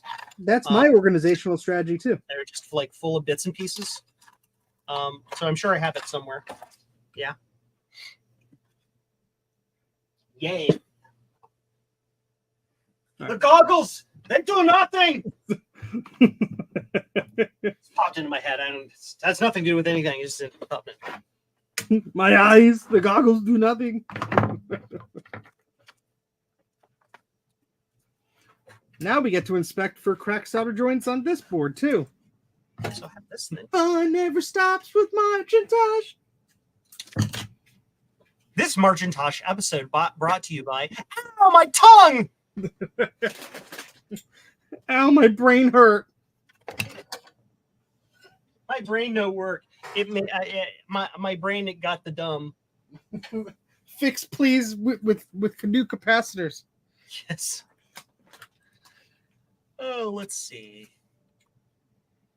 What was I gonna do? Oh yes, crack solder joints. Yes. Yes, we're doing crack solder joints. Because let's try and fix things. Are you keeping up? Because Steve is keeping up with the smoke coming out of the tips of his fingernails. Ah! I love the one Action Retro did where it was like a horror thing with that song. Made me laugh really hard. Because when he was over once, we were joking about it. He's like, "Oh, I still got to do that." And like a few months or weeks later or whatever, I was like, "Yes." Oh man, what was I doing? I was doing this thing. Are you keeping? Now it's stuck in my head. I blame you. Sorry, not sorry. I blame you, but I'm doing it. All right, so that's the 128 one, which is not as scorched. Yeah, just cannot get this uninstalled. Yeah, that's what I'm doing. Ooh, we got cracks on this one too. Ooh, cracks. Let's see crack. Wait, no, hold on. Joe, stop showing everybody your crack. This is a family show. Here, just turn around. I did that already when I probably went to get printer stuff. So. Shh. Nobody tells Steve about his crack. Everybody knows. I'm like an inch away from the microscope. Of course, it's not going to work. All right, let's lift the whole microscope up because that's an option. Oh God, this is heavy. Yes. How does? Oh, it's tightened. That's why. There we go. It's in focus. Leave it right there. Don't move. Shit. Heavy. Oh God, I almost came crashing down on my junk. So Steve, this is why you put it on like a lift table here, so it's already maximized. And so then you put this part all the way down. So you've got room to just adjust the whole arm up without moving. Well, I already broke the knob off of mine, so. Oh, well. Don't do that. Don't. You're not supposed to break your knob, Steve. Please refrain from eating the knob. Do not taunt Happy Fun Knob. Wait, that didn't sound right. Sorry. Ooh, look at these. Oh my gosh, it's Ron. Hi, Ron. How you doing? Ron, if you are feeling festive, you are welcome to join and make us less silly or more silly. Whatever you float. Commando Striker says, need help identifying the first PC we had when I was a 5-year-old kid. The brand is Acer. In the case, it's horizontal. It's called a desktop. Yeah, that's desktop tower. We just put the CRT monitor above it. Yep, this is around the early 90s. Acer was known for their flat. Oh, look at that! Eep. Knob replacement surgery. Thank you, Rob. Super chat. Thank you, Joe, for all the sound effects. Oh yes. Boy. But yeah. Now these are some cracked things. Just like my brain is cracked. Yes. In half. Mm-hmm. Click on the things. Hold, please. Uh-oh. What happened? I'm waiting for something to happen. Oh. Well, you scared me. I see you copying and pasting things. Maybe Ron was invited. I'm not sure. Ooh, yes. We Ron's need somebody intelligent to join this group. We need all the help we can. Oh, I'm sorry. I accidentally just insulted you. I didn't mean to. It's okay. My brain can't comprehend insults at this point in time. What flux are you using there, sir? The quick chip. Chip quick. Chip, yeah. See? What did I tell you about my brain? Oh, there's our good pal Ron in the green room, and hold on. I'm holding a soldering iron with one hand, and I'm clicking with the other. There we go. Hi, Ron. Hey, gang. How are things? Happy Macintosh to you, sir. Yes, happiest of Macintoshes. Happiest of Macintoshes to all who celebrate. May the Mac be with you. Especially with good capacitors. May your Macintosh team here. I know. It's all three of us. We just need Javier. It's well, I just like to pretend that the window up there in the corner over there is just him dropping 12 volts to ground, and it's like he's here. I was about to say there's 12 volts on this thing somewhere. We could make that happen. Yep. Negative 12 is even better. Negative 12. Look here, I see you like the 12 volts, but we got some negative 12s. Because you get the voltage in the wrong place plus the wrong polarity. It's just like negative 12 to positive 12. That's ooh, look at that. That is bad. Bad solder nipple. Bad. Steve, my professional opinion is you want to just use the solder that's already there because you have to maintain the integrity of this being all original. So can you lick this for me then? So you want to make sure that you cannot add additional flux. Oh, whatever, money bags. So this Mac came from an e-waste place, and I'm pretty sure it was one of the spray painted ones that was the number counter at the TechServe New York repair shop. Neat. And so that would explain why the solder is cracked to hell on all of these because they were heavily used. Oh, sure. Wait. Freshening the solder on things that aren't like visibly broken. I know. Steve, have you priced solder? I'm already here, Ron. Yeah. I've already pulled down my pants. I'm going to do this thing or not, I already got paid. It's almost like you don't want to have a follow-up service call or something. I worked with a guy years ago who was very explicit where it's like, customer said it was this and it wasn't that, it was something else. I'm like, oh, so did you end up? No, I just gave it back to him. What do you mean? It's what do you mean? Well, they thought they knew what it was, so we swapped the drive. I told them it wasn't. It was. I'm like, it's okay, but you understand that now they go out in the community and they're mad and they talk, and then it's. I mean, I understand that you will just go to the next computer store. You'll just put the burn on this place and go to the next place, but you act as if we don't talk either. Yeah, this was also the same guy that was absolutely convinced that there was 120 AC in a VGA cable. Oh, and I was like, cable. Yeah, and I was like, well, lick it. Yeah, sounds like you wired it up wrong. But no, it's this guy was always nuts, and I think part of it was because one day he was in the back, and there were two tables. It was like Joe's basement. There's like a floating ground or something, like an outlet was wired wrong, and so basically he had his feet and he just leaned back and like touched the metal edge on this table, and it shocked him. And right at the same time, like he knocked a cable, and there was like a VGA cable or something that. So of course, correlation is equals causation. And I'm like, we can get a multimeter. You just check. No, I ain't going near that. I'm like, you go near it every time you plug it in a damn computer. Super genius. Oh, sorry, I'm missing some of the chat here. Because my gaming PC running into the Intel i5 16 GB. Please ask for more Mac 84 fan for me. Thank you. I'm confused. Is that like an AI chatbot? Because Oh, there's a start to this. Oh, okay. Whew, thank God. Please ask me weak. I appreciate your enthusiasm, but I am confused. Okay. I am confusion. Because the gaming PC is running i5 processor, 16 gig, and even GPU working, actual NVIDIA. Please ask for more, fan, for me. Thank you. Hi, Ron. I don't think it's a support question. Hey, how's it going? Chopper Apache Gaming. Cool computer, but yes. Mm-hmm. That's all I could say.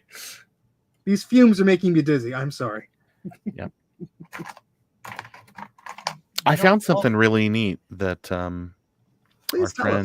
our friend Drake sent me a long time ago. I found it in a drawer. It's a little custom little Apple sticker that he made. Yeah, I like that. He sent me one. I was like, oh, it's really sweet. This is a fortuitous time of year to find it. Yes. I love scraping all of this gunk off of the solder. Oh, is this like the sticky from the shield on the analog board? I should just burn it off, shouldn't I? Yep. Hey, just incorporate it into the solder. Yeah, why not? I'm sure it smells amazing. Steve, you call it the analog board, right? Sure. Okay. Oh, the sweep board. I'm sorry. No. I'm pretty sure that like the official term's the analog board, but what do you call the other component that connects to with the J12? You know, the motherboard, the logic board.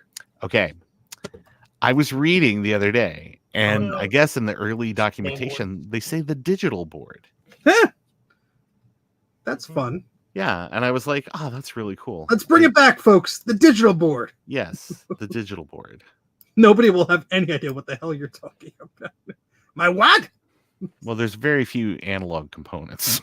The passives, you know. This kills the crab. Yes, this kills the crab.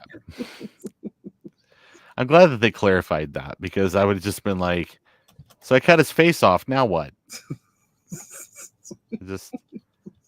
Okay, wait a minute. I think I took a little bit too much off. I'm gonna have to go back and stick it back together and give it one more. This breaks the Mac 84's printer.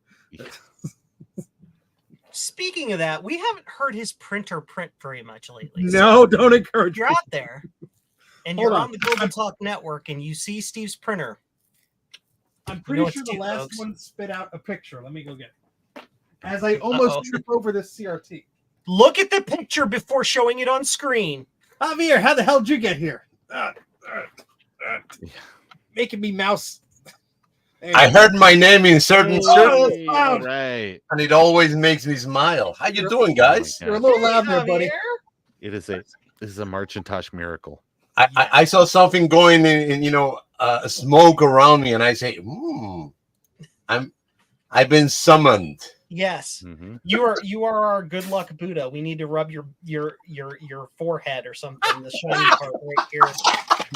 Okay, this is the best thing ever. Hold on, I'll make myself big here. Yes, love it. Yes, you need to frame that. Oh my god! Frame that and put Macintosh 2024 on it. Yep. That is cherished it always. That only used like one whole image writer ribbon to print that. Half the ribbon was used. Yeah. Many ribbons died to bring you this image. I know. I remember one time as a kid, I needed to print a paper, and I was just like, "You can't." The teacher was like, "I will not accept 9, or they'll accept 9-pen, but it can't be draft. It had to be letter." And so, or what is it? It's draft, and what's the other one? It's like best fine or something. Anyway, good, better, best. Steve Jobs. No. It's literally there's only 2 settings on the Image Writer 2, and it's draft or this other draft setting. And quality, I think. Quality. Thank you. And so there was like, it has to be quality. And so I'm like, I'm printing it at like 9 o'clock at night. And it's like, and it was like everybody in the house like wanted to murder me. And I was like, well, I have to print this before school tomorrow. There it is. I got to print this before school tomorrow. So what should I do? And my dad worked second shift. So he would come home at like 1 a.m. and then would be asleep in the morning. And I'm like, okay, who's going to be the least amount of mad about me printing this? And they were like, just let it finish.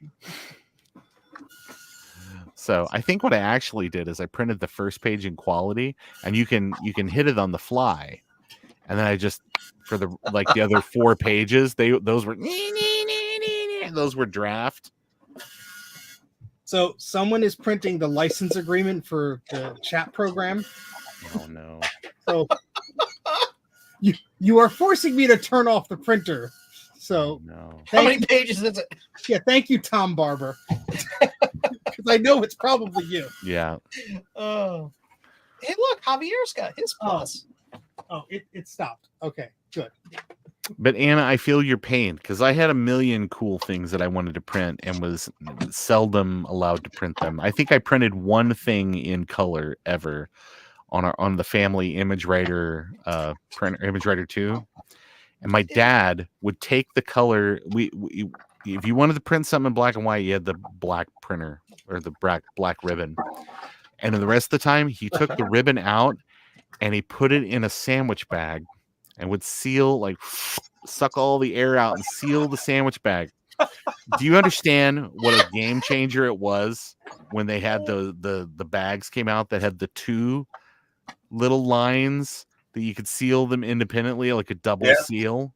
Yeah. Oh my God. I think my dad like just about died when that technology came on the market. And he went and he like R1 completely dried out. Like, don't get me wrong. And transferred it into one of these double seal bags. So Javier is also having problems with his plus. What? Yeah, it just turned on and it did something really weird. Oh, there it is. Didn't you say your analog board had issues? And yeah. Look at his Mac Plus booting with no hard drives attached to the back of it. How did it do that, Javier? Oh, let me tell you a story. Dadu. This crazy guy called Joe. He sent me a crazy cable. Joe, really, really weird. Yeah, I like the sound of this guy. I'm just gonna leave Crazy Joe right here in the corner because it looks amazing. Make sure to ground your analog board properly. I got Crazy Boy here.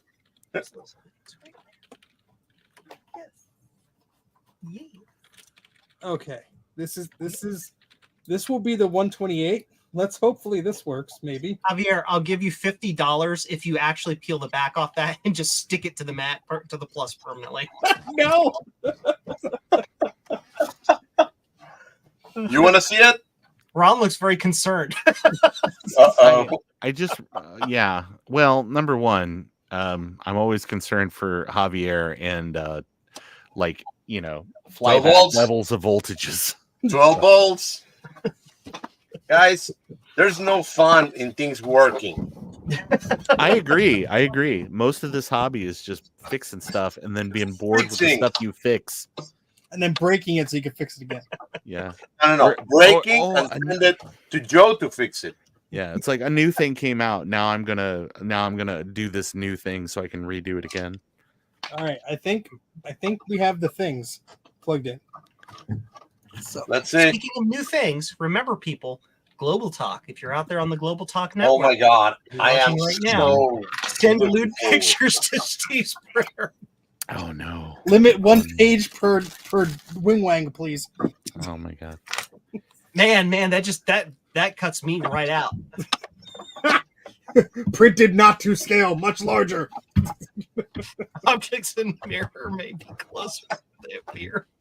In my old job, when I used to work at SIU, we installed a brand new image writer, like one of those like super high capacity. It had like 2 500 sheet trays. Nice. It was like a 16600, something like that. Like the laser writer. yeah, laser writer. What did I say? Image writer? Sorry, I meant to say laser writer. You got me all excited. I was imagining this A humongous 500 sheet tray for an image writer. But we went ahead and installed that, and I didn't turn it on. I didn't plug it in the network or anything like that. And then Tom. there was a flat network at the time on campus, so you could see all the Apple Talk zones and just join and all that. And so someone over the weekend, I guess like the boss, plugged it in because he was like, "Oh, I'll just configure it over the weekend," and then never got around to like renaming it and locking it down. We came in on Monday and the printer was jammed, and it was because someone had renamed the printer "I Love Paper" and had printed like nearly 1,000 pages of completely black paper. Oh God. Completely black. I mean, with margins, but yeah. Oh, I can only imagine. So Javier, what's that cool thing that your blue SCSI is attached to? Well, let me tell you, Joe. You see that thing running and going fast as hell? It's a blue SCSI that is put a face down with an adapter that I actually put it somewhere so you can share it with everybody. Yeah, that's neat. And this is Clipper Plus. Oh yeah, the first working prototype that doesn't burn anything yet. That's awesome. Hey, I can't wait. It's still working. That's weird. I feel strange. How is this possible? I have the 128K board, so this will be a good test. Oh yeah, to test your chassis. Yeah. I really love that adapter you did, Javier, because the one downside to the Clipper Plus is you can't twist the cable correctly with the assembly to get it in there.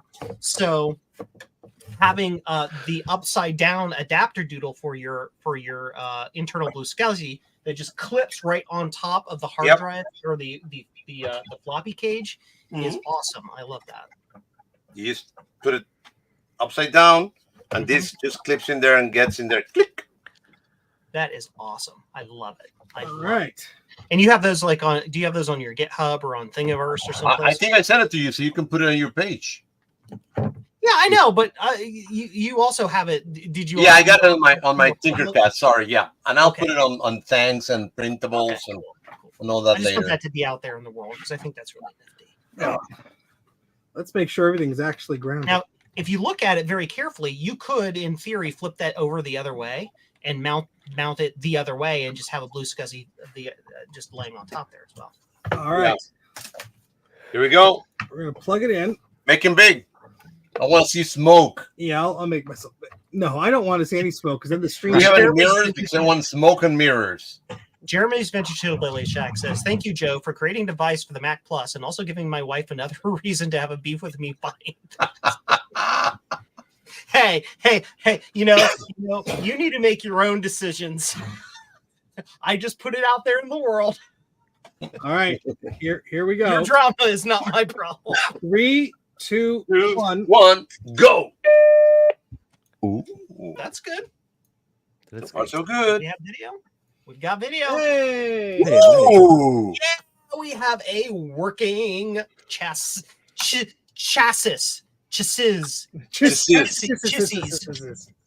Cherries. I could go one step further and plug in the voltage dealie. Chandelier. Chandelier. And we could see the voltages of it. Yes. Let's see the voltage duels. You can't get further? Okay. Let's do that.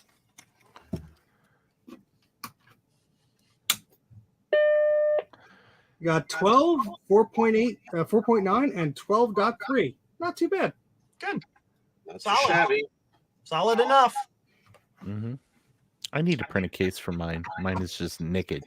Nicky. I'll just wrap it in duct tape. It's fine. That's what Will would have wanted. Oh Oh Lord. All right. Let's And hopefully- apologies to anybody in the stream who are expecting smoke, but Javier will be shorting something out momentarily. Oh, I'll short something. Don't worry. all right. Oh man. So the 128 board is coming out. Yay. So now I get to instruct you on how to install the Clipper Plus. And it's really And you could also the watch Flipper Plus. more your instructions. yeah. That's what we're doing. We're doing the Clipper Plus tonight. Oh, Blues Cussy. anymore Featuring. people say that, I immediately think about like the Flipper Zero. Oh, yes. That may or may not have been an intentional choice on my part. Mm-hmm, sure.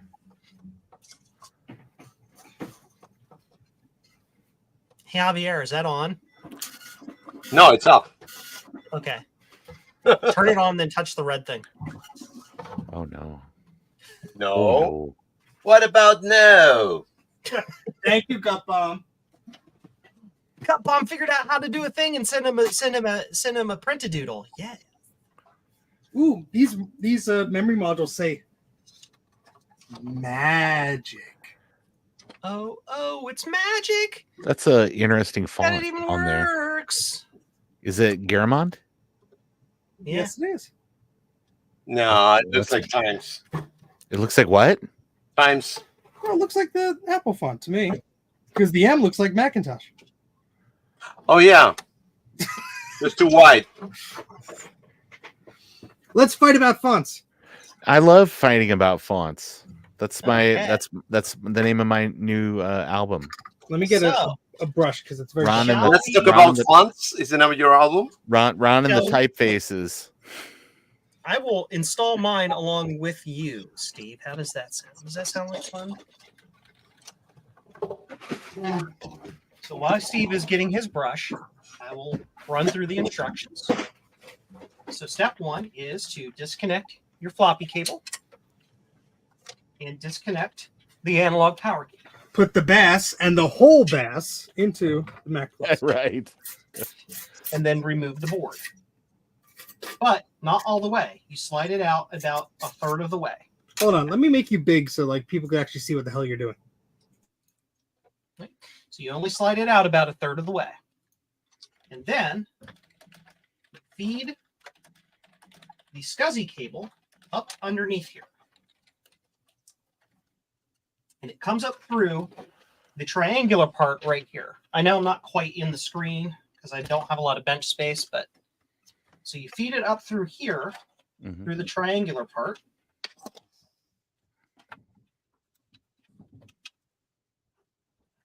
Just like this. Now it's going to get caught on stuff. That's normal. And now the little killy clip part with the part that says rear right over here in the corner pointed to the SCSI port, and the jumper pointed towards the reset and interrupt pins. You put the little clip over top of the SCSI chip, which is this chip right here.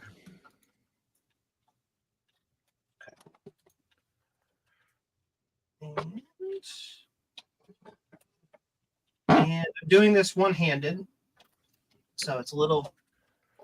Doing this kills the Mac Plus. There we go. It's clipped on there. It's all in one place. Now, when I have these for sale, I'm going to be distributing it with a small piece of double-sided tape that will go underneath this that'll help hold that down. And so what you do then is now that that is in, slide the board all the way back in, slides, it clears through here just fine, no problem. You reconnect your analog cable, or the power cable. You reconnect the floppy cable right here. Not connecting. I'm just glad that Joe is And that's it. perfectly framed for That's us. Like, I don't have a lot of bench space. Just like deal with it. There. Yep. That's it. Joe, how much are these? Because I don't think I can live without it. They are some number of dollars that I haven't even gotten that far yet because I haven't gotten the boards in yet to build a couple to get an idea of what the cost is. Fair enough. Cheap. Okay. Yeah, it's mostly just it's a PCB, one component, and some 3D printed stuff. Neat. Yes. Since you asked and I wasn't prepared, I'm stalling for time while I go look up my cost list to figure out what my sales price is going to be. Fair enough. It's under development projects. It's under Clipper Plus. It's under the Bombadoodle. The Bombadoodle. Yeah. So don't worry, Joe. You can always come back to us with the price. We will let everyone know if you don't want to reveal it. My cost was going to be, or my price was going to be somewhere between $20 and $30. But we will see how things work out during mass production. My costs that I have right now are based on a small batch. So once I get all my large batch numbers in and figure it out, we'll get a final price. He said large. Yeah. Yep. Mm-hmm. Super affordable. Oh yeah. Right, I'm also contemplating having the option for the little 3D printed bracket with every single one of them because it's for the plus. It's what it's aimed for, and the Blue SCSI is kind of the target market for it. And without that bracket, it's hard to get it. It's hard to have it in there because you have to you have to mount your Blue SCSI down here, and then you got to twist the cable like this. And it'll go in there, which is fine. I designed the cable to be long enough, but with the little bracket, it just clips right up on top of here, and it makes the installation even faster. You don't have to take this out. You don't have to fish up underneath here and do weird stuff. And I mean, this bracket here as well doesn't really have screw holes for attaching with hard drives, so you have to drill holes. And yeah, I think it will be distributing it with the connector doodle. Or with Javier's bracket doodle, because then it will just clip up here just like that. It's the way Javier has his, and it just works. Yep. I think I'm ready to test mine. Cool. Let's do it. I want to see it. Now, Javier, can you adjust your microphone slightly down because you I'm sorry. Far louder. Take it out of your throat. I am sorry. No, what about now? It's just that my bowels are reacting to the sound of yours. Bowels. I'm sorry. No, thank you, Javier. I appreciate it. All right, so I'm going to. I have my Blue SCSI plugged in, and we'll just see what happens, huh? 3, 2, 1. Yep. Blue SCSI's making blinky things. That's good. Blinky, blinky. And it chimes. So that's a good sign. It's thinking about it, maybe. It's counting all of those 4 megabytes. Oh, the screen didn't do the thing. Oh, it's grumpy. Oh, wait. Yep. It's low grumpy. It's a Mac Plus. Yes.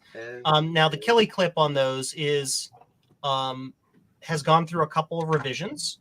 So it's possible that when you installed it, it popped up off the chip a little bit. So you kind of got to reach down in here.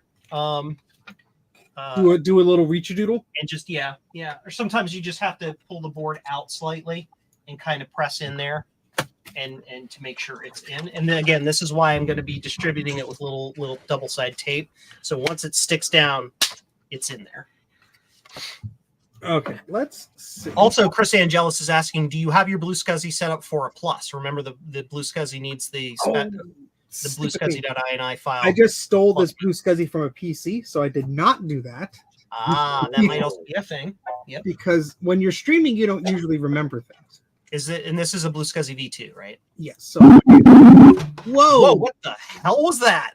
Javier, we're taking away your microphone privileges. I got my microphone at the top, and I just hit it. I'm sorry. You connected your microphone to 12 volts. Yeah, you're not supposed to plug it into the wall outlet, friend. Oh no. No. Keep in mind, this is a thing we also ran into on Javier's Blue SCSI. He needed it to update to the newest or the next to newest firmware. He had a version that was a couple versions back, and it was just being grumpy with his plus. So we did a full update on it and it fixed it. Interesting. All right, so I am going to the thingamajig, going to this thingamajig here. Jeremy's Vintage Hillbilly Shack has a really good question. And yes, I'm going to answer that question by moving some cameras around. Stand by. I want to show the answer to his question. So we're going to do this. If I can unscrew this thing. There we go. Failure. So many physical operational failures. Stand by. There we go.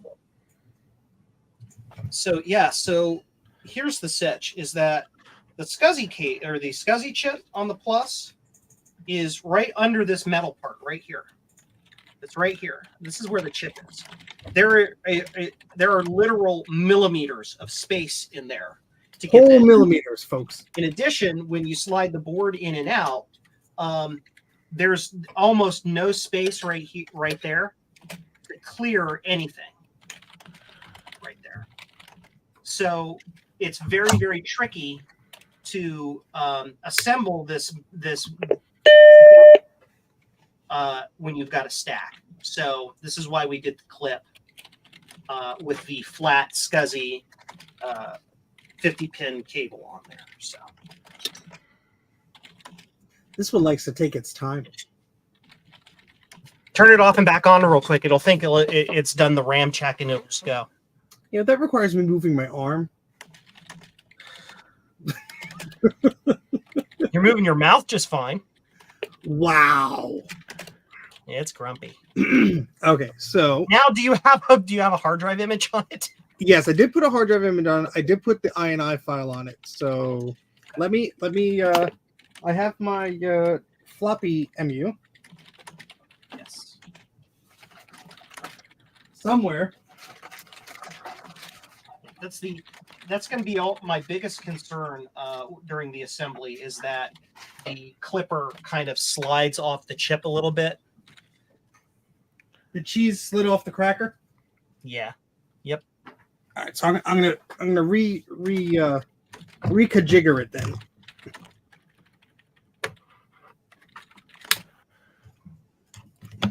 God, do I have to pay Javier the $50 now? You should. Look. You should. No. The agreement was it goes on the screen itself. In the way. Absolutely everything.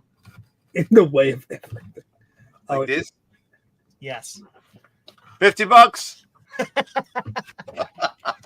It's like that old Saturday Night Live skit where they where it had like but I'm sure you did, Joe. Whatever his name was, and he kept talking about Brett Favre, and somebody bet him $20 that he couldn't make it talk about a car and not make it about Brett Favre, and then he did, and he was at the end, he was like, "You owe me $20." Have you seen this guy's in live? Yeah. Have you seen the guy's videos where he's basically like, "Look at that, just look at that"? Like he goes and he like how many times he can say "look at that" or some variation of that to whomever he's talking to. Like he says it like dozens and dozens and dozens of times. Anyway, that you have to look it up. It's pretty funny. Did you just plug in the mouse while the machine was on? No. You better not. I didn't do anything that you're suggesting, sir. Well, lucky for Steve, the ADB fuse on the Mac Plus comes pre-blown from the factory. It's pre-blown. Now, I promise that I tested that Clipper Plus before I sent it out. Oh, no. I believe you. I will try updating my Blue SCSI firmware. CDI. Is CDI quoting Joe's classic video games? Come on now, people. Come on. Yes. I love Joe's classic video games. Okay, let's plug this in. And not just because we share a name. Downloading for the firmware. Probably not. There we go. It's not very elegant, but I got my connector now, and I can David take out Glad my just card. made a statement that means he doesn't understand what we're trying to do, and I love you, David.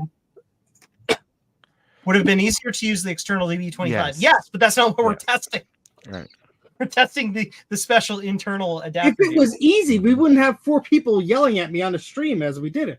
That's right. Hey, Macintosh is all about family. And if family isn't about us yelling at each other about things we disagree about, I don't know what is. That's right. Yep. I don't think this USB port is working. Oh, no. Oh no. What capacitor do you recommend licking? One of those big ones that you use in car stereos. Oh, basically that is trying to filter all of the like filtering everything.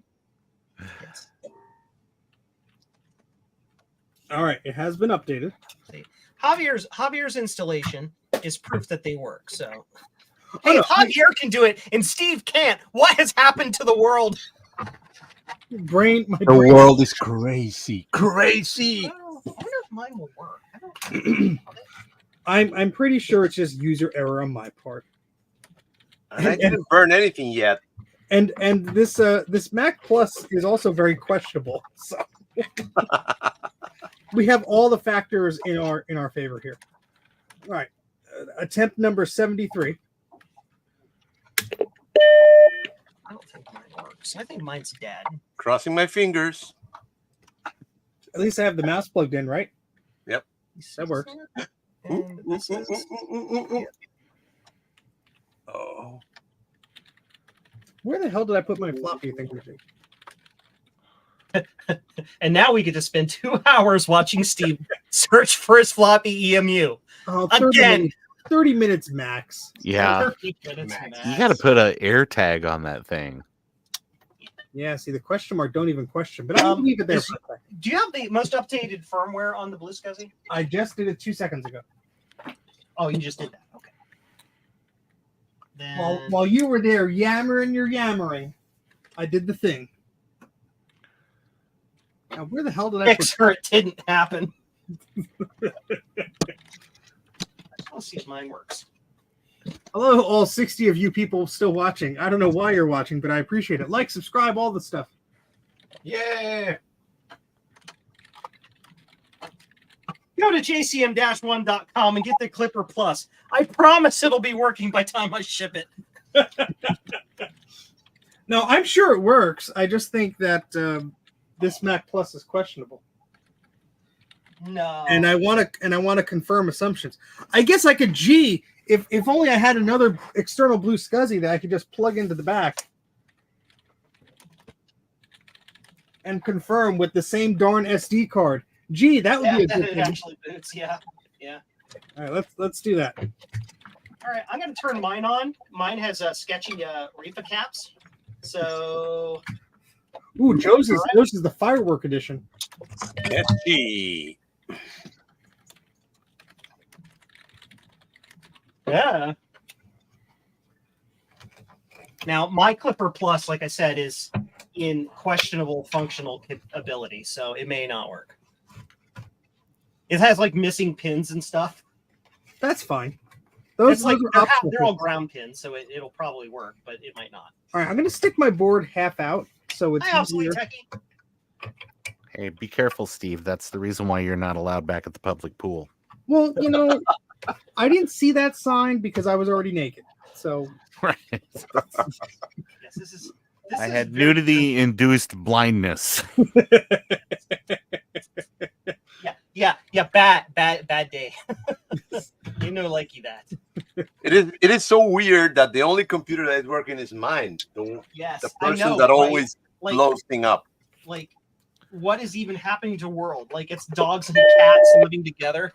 mass Yeah. hysteria. That is craziness. All right, I have it pulled out a little bit so I can confirm that everything is seated. Yeah, please. Yeah.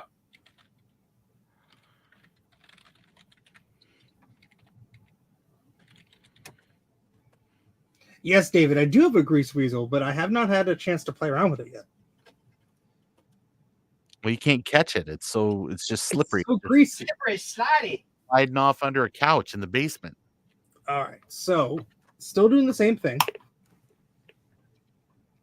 So we're going to remove the clip dealy.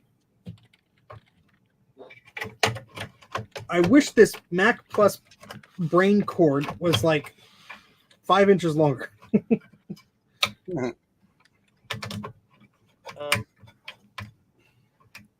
My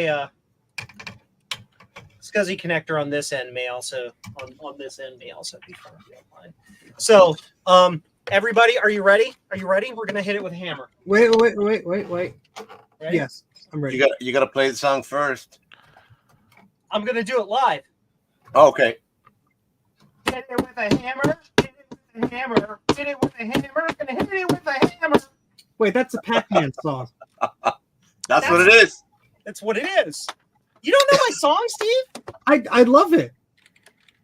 Hit it with a hammer. Hit it with a hammer. Hit it with a hammer. Gonna hit it with a hammer. I have never seen that before, and I love it. Oh my god! All You right, miss something, man. You miss it. So I removed your clip, Joe, and this is just the Plus board by itself, with no blue SCSIs at all plugged in, just the board and the mouse. Let's see if it does the same thing. Well, if there's nothing plugged into it, it's not going to do anything. How's it going to? Yeah, it's not going to work. Well, we'll see if the question mark actually flashes. Oh, okay. You know, normal stuff. Weird. Are you calling me weird? No, I know what I am, but what I am I. not yet. All right, so we still got the question mark that's frozen. Okay. Is that normal? So that's some other problem. Okay, so let's try another Plus board then. Joe's Computer Museum cannot be responsible for your Plus actually functioning.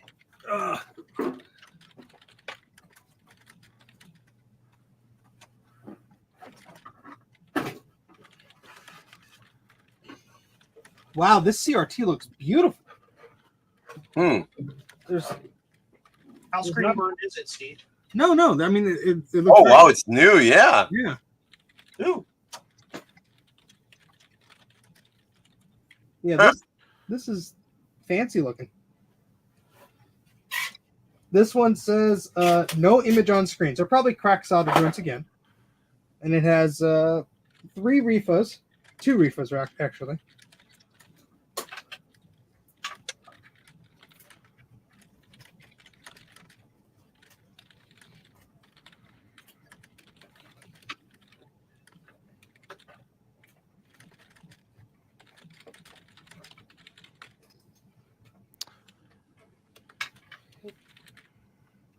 Keyboard cable is stuck. Don't be stuck. Joe says no. My cable's stuck too, and I'm afraid I'm going to break this beautiful CRT. Don't. I'm trying not to. I need a tool to shove things in. I use this. No. Here, you can't show that on stream. Oh no, I'm demonetized.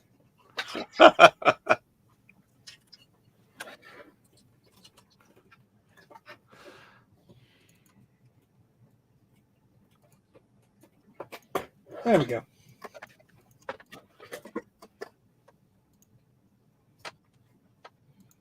A lot of research and development went into designing the Clipper Plus. Yeah. All 6 hours. How can I make it difficult? Ooh, pretty. Don't worry, Javier. You'll figure it out.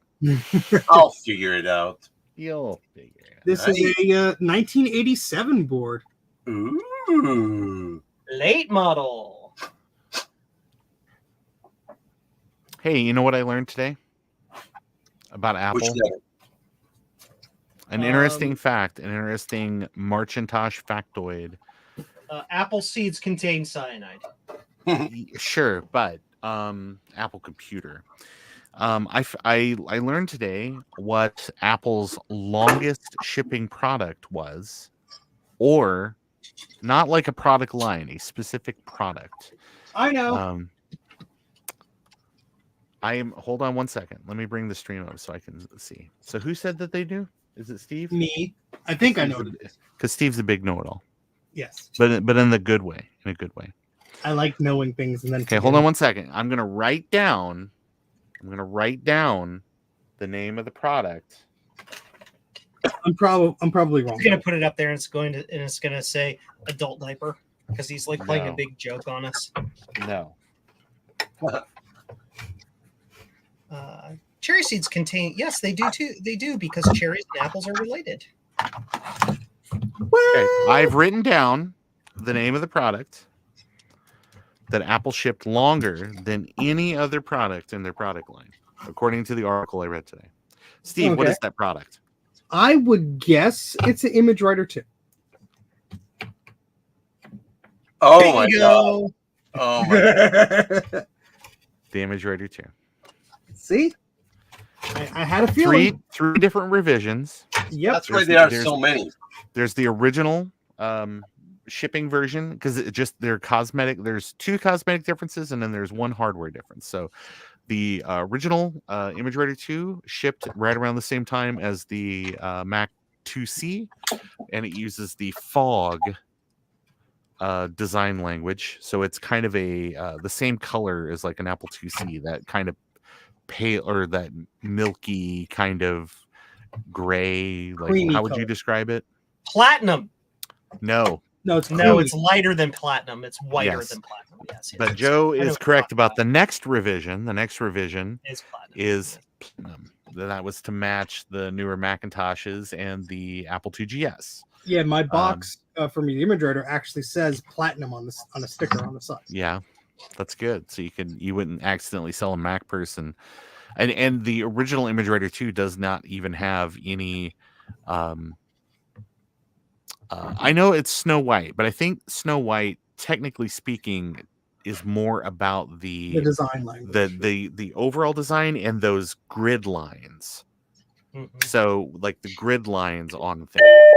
But so you've got the platinum, that's the second revision, and then the third revision is nearly identical to the first the platinum, but the difference is it actually uses a switching power supply, which reduces the weight of the printer by something like 10 or 15 pounds.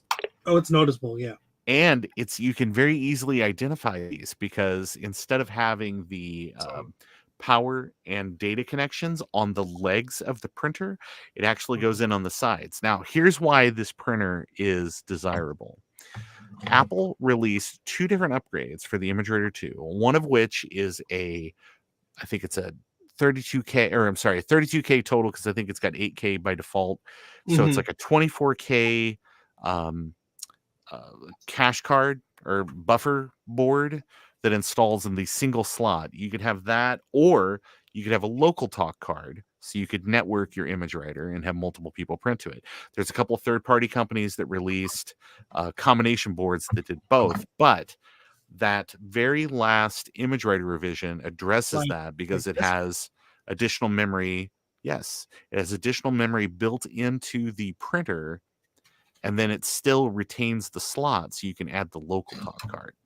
Yeah, because my understanding is, though, that additional memory is really only useful for the Apple II. Yes. But it's still really neat to have that functionality. Mm-hmm.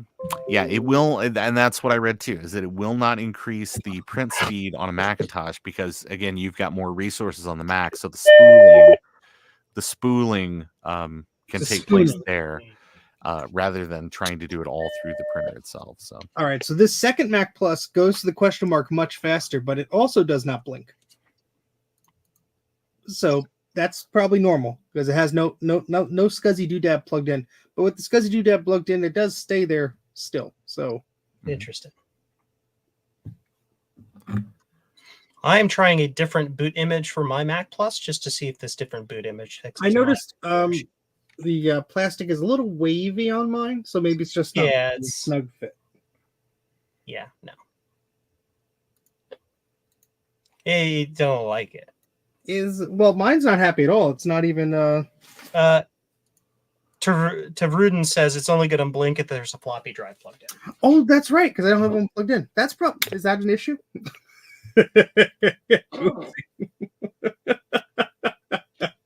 That might be a problem that we need to address. Yeah. I like when Steve has these little moments and like brings out that Fred Flintstone laugh. Barn. I ran her over with my car, Bon. These Winston cigarettes are the best. Jeez. So I'm going to see if I can boot the floppy on mine and see if it even sees the hard drive here. With I'm just plugging it in while it's on, you know. Yeah. Yeah, why not? Fine. Sure. Only this damn cage wasn't in the way. If only this floppy cable was 2 inches longer. It just does not like this. It does not like my SCSI adapter doodle. SCSI adapter doodle. It does not like it. It's grumpy. It's not happy, it's sad. Yes. Joe, why you make sad? Why I make sad? Why you make sad? Because I made prototypes out of baling twine and spit. Spit. First of all, yum. Secondly, why not use real components? Let's try this. Real components cost money. I forgot how cheap Joe is. Echo. Yes. Now it blink. But Blue SCSI not getting power, Joe. Blue SCSI not getting power means a clipper has disconnected from SCSI. Okay. Me push down hard. Mm-hmm. Me push real good. I think this helps us understand that some revisions may be required. A little work, a little tweak to some of the tolerances to help it clip onto the chip a little bit better. Still no happy. Okay. We'll try again. Destroyed his SCSI chip. Shh. We've secretly replaced Steve's SCSI chip with Folger's crystals. Let's see if he notices. Sir, do you know you're drinking decaffeinated crystals? What? You Hey everyone, I got mine working off the floppy drive. Oh my god. I'm gonna brush my SCSI chip. Give it a good scrub a doodle. Scrub a doodle. What's your noodle? Joe, that's a different stream. Trina isn't here, so yeah, we're not. Otherwise, we'd be in for it. Mm-hmm. 84 was demonetized. Instantly. Yeah. With prejudice.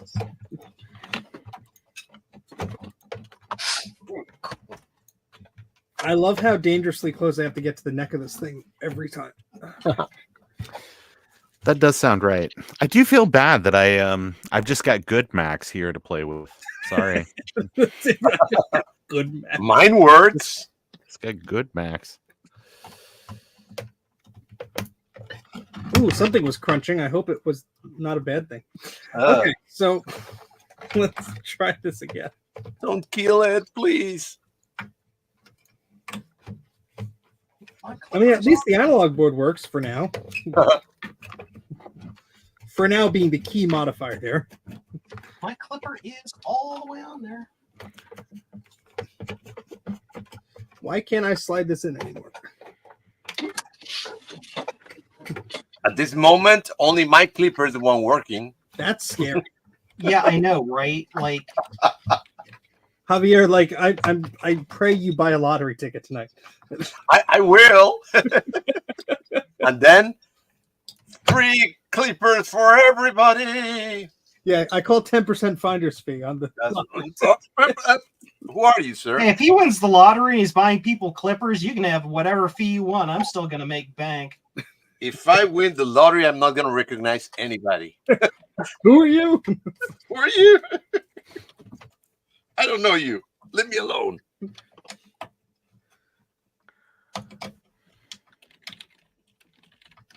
Oh boy! Welcome to Mac 84's tax shelter. I didn't win the lottery. Yeah. Yeah. I'm sorry. I'm ignoring the chat because I'm a bad person. So I apologize to anybody. Send hate mail too. Joe at Joe's Computer Machine.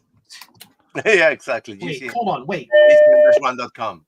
I still have no power on the Blue SCSI, sadly. Ah. Something's gone very wrong.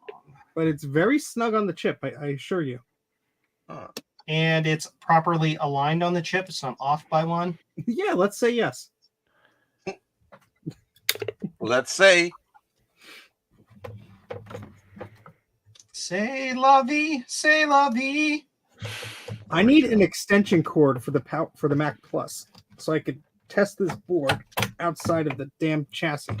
I'm working on it as fast as I can. Thank you, Ron. No problem.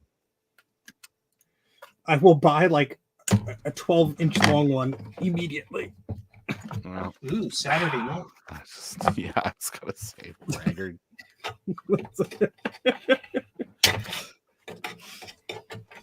Okay, so I've got something fun here. Not just Yes, not Ron. just What's and not going just on light in Ron? bulbs. Not just light bulbs.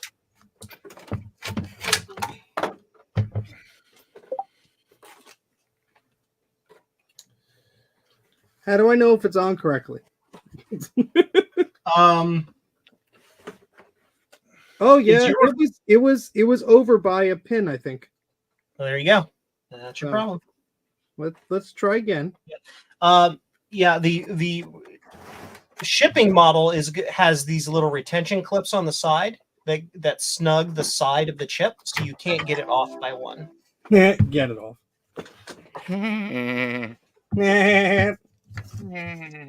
Dude. Diarrhea. Poop. Okay. I am just having the board blow in the wind here, as Steve Jobs would have wanted. Yes. And there's just enough clearance that it will maybe not touch the flyback. That's always fun.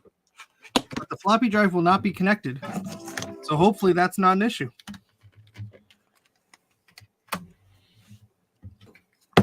But that sucker's on there. That's good. I'm gonna plug it in. Like a renews it. And let's see. Plug it in, plug it in. Blue SCSI has power, folks. Yay! Please But work. The Please Pico work light so is people will buy it from me. Oh, it would help if I had an SD card plugged in, wouldn't it, folks? Yes. Where did I put the SD card? We find out that's been the problem before. No, I'm not that dumb. Yes, I am. Okay, so let's put the SD card in, and let's try this again. Oh, it would help if the mouse was plugged in. Yeah, you don't need the mouse. Ding! Oh, come on, turn your camera. Make myself big. Oh, that was me, but that's fine too. Oh, look, it blinks without the floppy drive.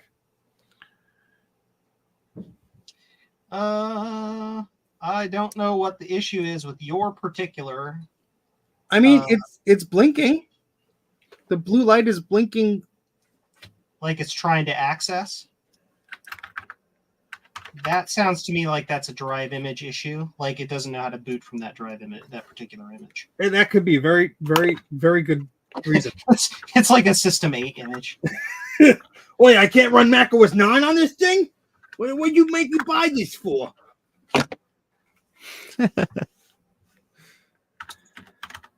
All right, I have other Mac Plus images here. Let me go steal one.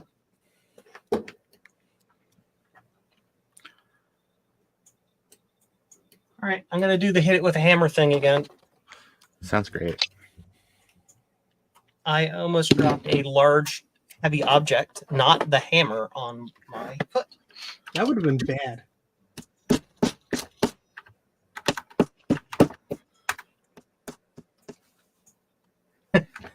Joe approved repair technique. Yeah, Mainly because I don't have a press. Yeah, this should work. It's has System 7 and a SCSI Manager 4.3, but that's for System 735. So maybe that's too new. I don't know.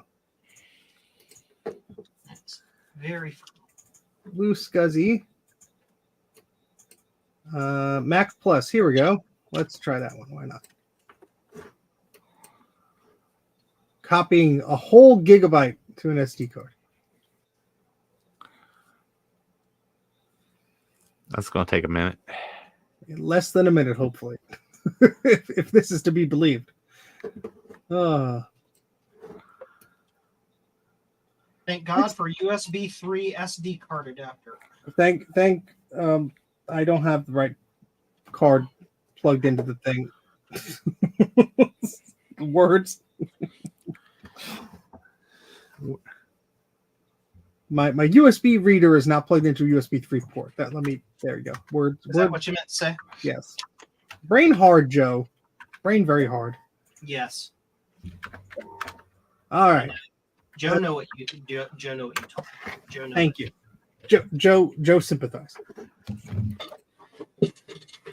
That's always nice. I'm just trying to get my test clipper to work. My very first unit. Let's try again. This is why I call it the exemplar, because its main. There it goes. Well, at least it's trying to boot. Yay! At least we know it's Nice. just a disk issue. That's way cool. Now there is a System 6 partition on here, but it's obviously not active. Excellent. It works, Joe. Yeah. Way cool. Da, da, da, da, da, da. Did you know the entire time it was just a boot image? No, it was. But I was muted. Yay! My clip was on wrong. That's the problem. Because Oh, the clip is awesome.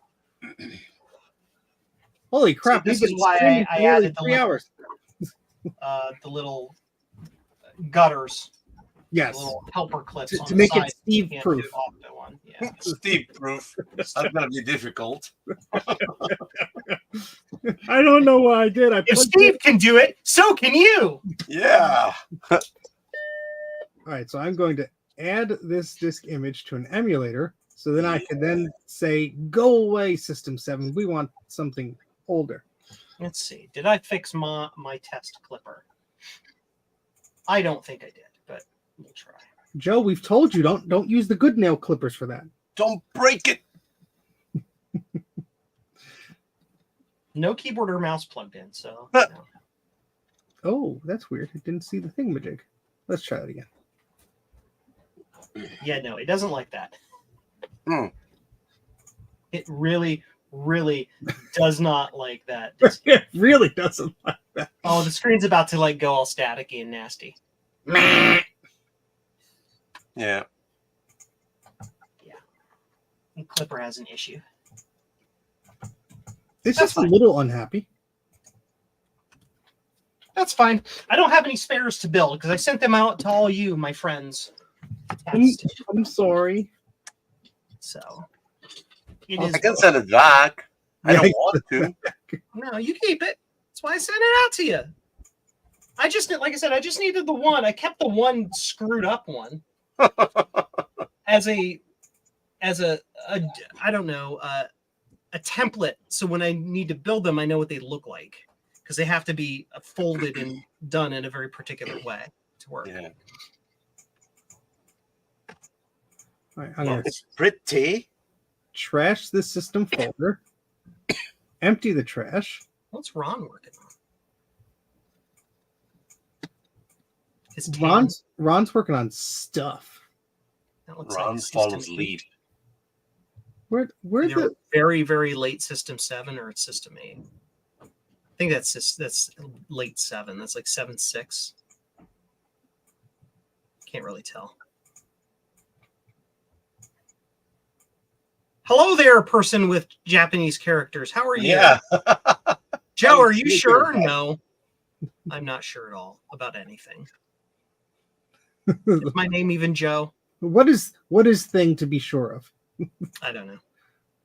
Fixing old Macs like always. Yes, yes. Welcome to the party where we're installing the Clipper Plus, a new wacky invention that was a combination idea between a big biologist and me.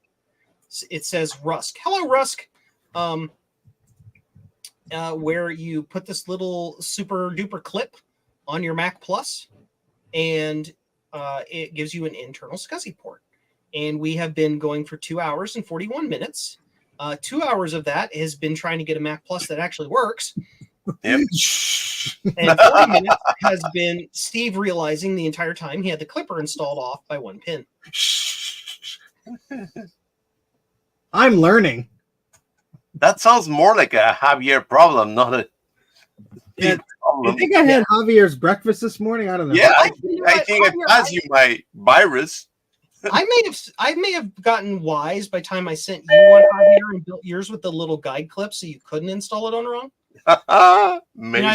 I may have been thinking ahead. I'm like, I'm building this one for Javier. Oh wait, look at that. There we Clipper go. Plus booting up Oh yeah. on an internal hard drive. Oh. Memory is Yeah. 1 whole megabyte. That explains a We lot. got it. There it is. 1 whole meg.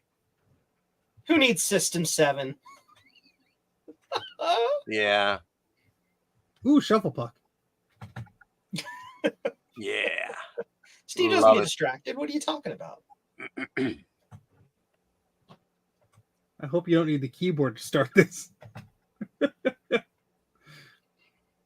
Just plug it in while it's on. You won't hurt your keyboard controller. Yep. It's fine. You won't hurt your... What if I plug a telephone into it?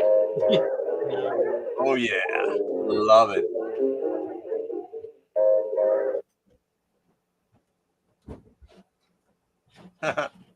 Oh, I'm playing this while I'm not looking at the screen. Okay, there we go. Shuffle puck. It's 3D Pong. Ah, shoot.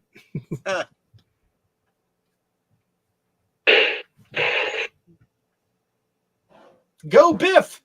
The music of my people. Yes. So we have what? 3 confirmed working Clipper Pluses. We have Javier's. We have Steve's. And who was the third person who tested one recently? Justin. Oh, good. Mhm. Nice. Well, screw this. But it works. Yay. Jazz hands. Jazzy hands. Now, do you want to teach me how to get onto Global Talk so I can send you? Yeah, I want to do that. Can you do it here in this one? So the requirements for Global Talk is a Mac that could run System 7.1. Yep. You might be able to do it with a newer Mac or with a newer OS, but I have not tested it personally. Also, you need a Mac that has both Ethernet and Local Talk, Oh. a serial port rather. Or a Blue SCSI with Wi-Fi would work, right? I believe so. Yes, somebody did get the Danaport stuff to work. I have not personally done it, so I don't know what additional steps are required for that. But you'll there's a Blue SCSI image.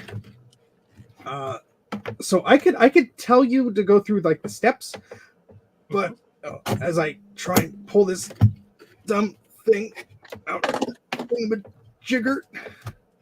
Gee, I wonder why all of these Mac Plus connectors have broken solder pads. Just forcefully pulling it out. Look, the first one, and it works. Yay! Yay! Yeah, so I could guide you through the steps. The only thing that is not public yet is that sign-up sheet. We're still figuring out the logistics of that, but you have it in that document, Joseph. You should be able to access it. See what I'm doing. I will confirm that you have access. One second. Florida. There we go. Joe, you need to Discord me your any account that is related to Google Drive to have access to things. Mm-hmm. Have one. Oh no, I have to launch Discord. Here we go. Ba-doop-a-doop-a-doop-a-doop-a-doop-a-doop.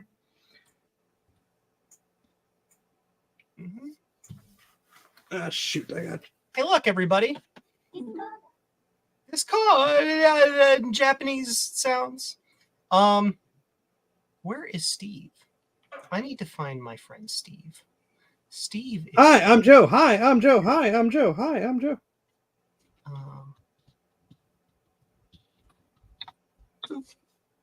There you go, Steve. Alrighty. Yeah, it's falling over. Don't do things like don't make it happen to go exist. Right, so now I have to open up Discord. Not Tom, happy fun ball. See, this would work really good if I, actually installed the wonderful universal TTL adapter that Ron makes. Hey, Jeff. Sorry we were ignoring you. Jeff Kitterling. Hey, Jeff. That is almost as amber as the ceiling at any smoking list. Yes, Jeff. Welcome to my Pumpkintosh, as I call it. I even have glowy LEDs in it to make it all like glowy. It is amber, baby. Yes. Not pictured are the ones I used to have installed along the sides here because they fell out because they weren't really permanently installed. But. Okay, Joe. So here will be a test. I gave you access to that spreadsheet, and you have the revised documentation. Mm-hmm. So as long as you have an Ethernet device and an Ethernet device plugged into that system, if you want, you could use the blue SCSI image that is linked there, because then that'll save you from installing a bunch of crap. Mm-hmm. Yep, I've already done that, and I installed. I think it already has Danaport installed because I do my Wi-Fi thing. Okay. And it finds my Wi-Fi. Yeah, I'm not sure what workarounds may be required for that. That original post did have a link to somebody saying, "Hey, they got it to work," but I don't know if they posted how they did. So FYI. And then results may vary. Shows my IP address. Oh, that's not my network. Yeah. Yeah, so that might be wrong. So do not mind me. I don't mean to ignore everybody. I just have to download these webcam clips from my security camera one by one before 59 minutes runs out and the date's reset. Oh, thank you, Jeff, for the super chat. Eep. Jeff. Do Eep still work on these multi-person streams? Everyone, yes. Give an Eep. Eep. Eep. I have an Eep button because I hope that answered your question, Jeff. Thank you. So, hey, look, I also happen to have a tools folder that has drivers. Oh. And it has the Danaport installer in it. Okay. That's so good. I can just install the Danaport. Yeah, the machine I used mine on was a Centra 650. So it had Ethernet built in and serial built in. So I was, it's all Apple stuff. So it did just kind of work. This is an SE30. Yes. Your computer's slightly different. Was it custom install? I don't remember. I don't need that stuff. I just need the Danaport SCSI link, right? Danaport SCSI link. We will SCSI you to the link. Part of me just wants to do the easy install. We'll do the easy install. Yep. Easy install. You know the words, Ron. Come on. Holy crap. Holy crap. Holy crap. Yeah, so I have on this Wise webcam thingy, it's like a 14 or 12 day rolling thing, and then it just deletes it. And of course I have, events from my little bunny rabbit on it, so I want to save all of them. Right. But you have to do it one by one, and there's no bulk option. Ugh. And about every I get there's about 4 events per hour, so I just have to go. There we go. Focus. And click download, and then go to the next one, and click download. So it really sucks that there isn't a bulk option. There's a bulk delete option, but not a bulk download option. So Joe, you can use the image in the dock that has the drivers and stuff. Yeah, I know. That's the image I'm booting from. It has all of the stuff pre-installed. If you're into that kind of thing, Joe. If you're into making things easier on yourself. Mm-hmm. Mhm.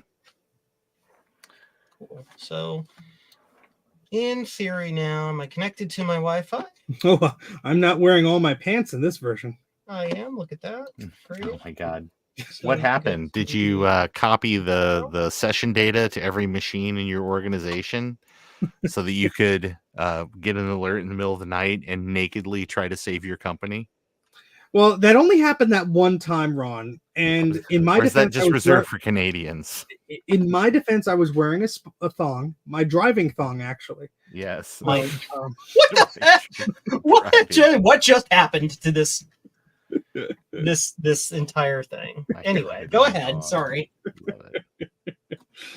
I knew what Ron was referencing, so I referenced something that Ron would also know I was referencing. Yes, I'm Okay. I'm liking this reference. Uh,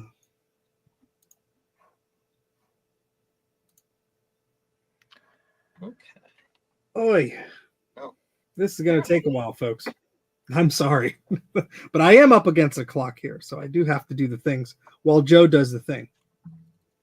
And I will make Joe big, because why not?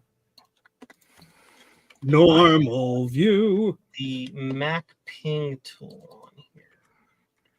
Oh, and by the way, my image writer is quiet. Hint, hint. Nice. Nice. So, Ron, are you working on any projects for Macintosh? Yeah, I'm working on several. Maybe the biggest one has to do with the world's rarest Performa model. Oh. And I will leave it at that. I hope that makes you good on YouTube the internet. friends. Yeah, It I'm is working. very excited about this. I am too. I know exactly what you're talking about. I'm excited. Javier, do you have any Macintosh plans that you'd like to talk about? Yes. Actually, you're looking at some of them. Cool. This is my what do we call it? The little doll computer. That's a long Yeah, name. it's American Girl. Yeah. American Girl. Yeah, that's the name of So- the series of dolls. Yeah. So you have two of them? Oh, I got more than two. Why do you have more than two? So I want to convert them. This is the original one. Why not just why not just scan them and just make printouts? They're already done. Why should I scan them and print them again? Because I want one too. Yeah. Oh. Yeah. Hint, hint.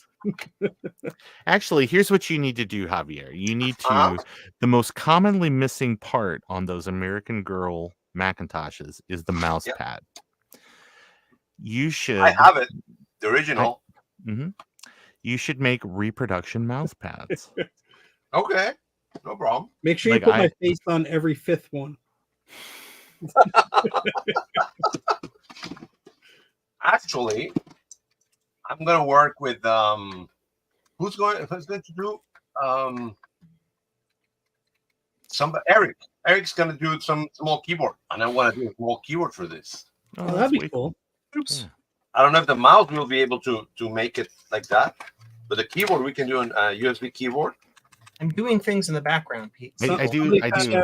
You know, why does Ron sound like Andy Richter to me? It's because Conan is my best friend.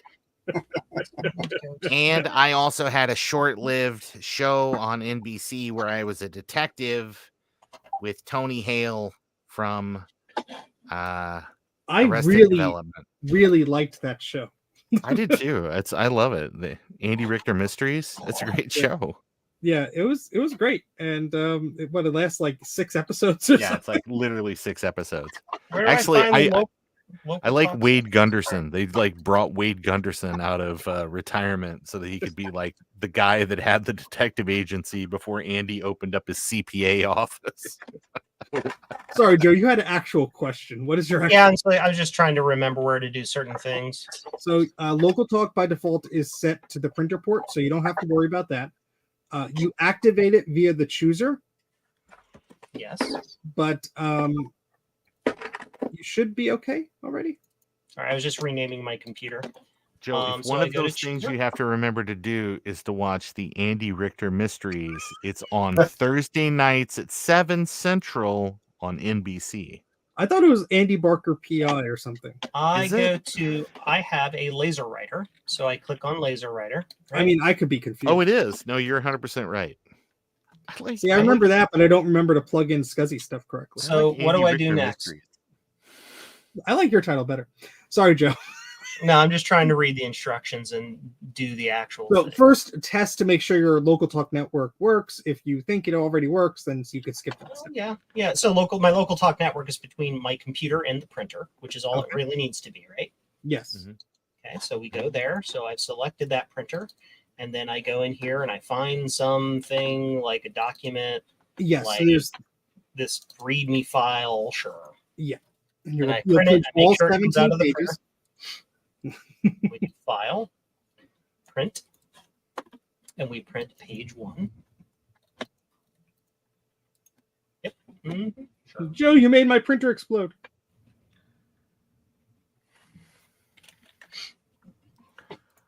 And waiting for the blinky light. Blinkety blink blink blue. It worked earlier. It worked earlier. That could be summed up the entire stream. It worked earlier. I don't know. Now it's blinking. There it goes. It was taking a nap. You woke it up. It's angry. It is a personal image writer 320, so it's slow by design. It was built angry. So go. Go. There it goes. Yeah. Did you see all my lights blink when it like turn the fuser on? Don't hold metal while you're printing, Joe. We would prefer you to be alive. Metal. Metal.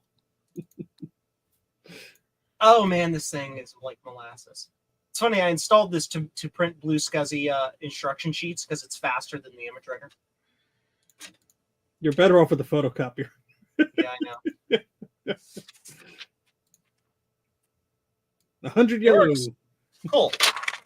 Yay. Well, configure the Mac, blah, blah, blah, blah, blah. Static IP on your network. Make sure the router is somebody. Yeah, I got all that. Yep. That's fine. Yeah, so as long as So you have start Mac, the router manager. yeah, so as long as you have Mac TCP set up, then you can start the router manager. Yep. The Mac TCP is set up, and I've confirmed that I can get to the internet from this. The whole So internet. Start the router manager. The whole of the internet. And we I don't want to turn on file sharing. If you want to open users and groups, I think I may have forgotten to do some of this.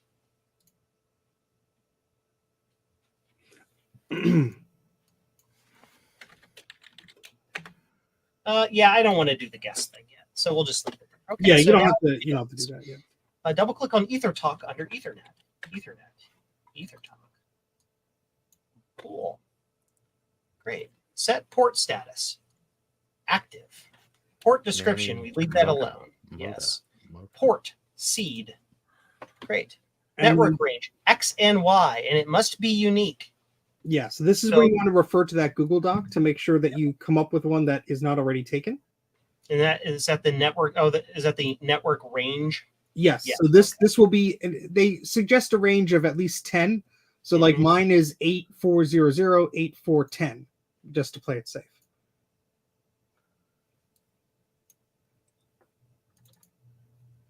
Oh, you're gonna love this because it's very Joe.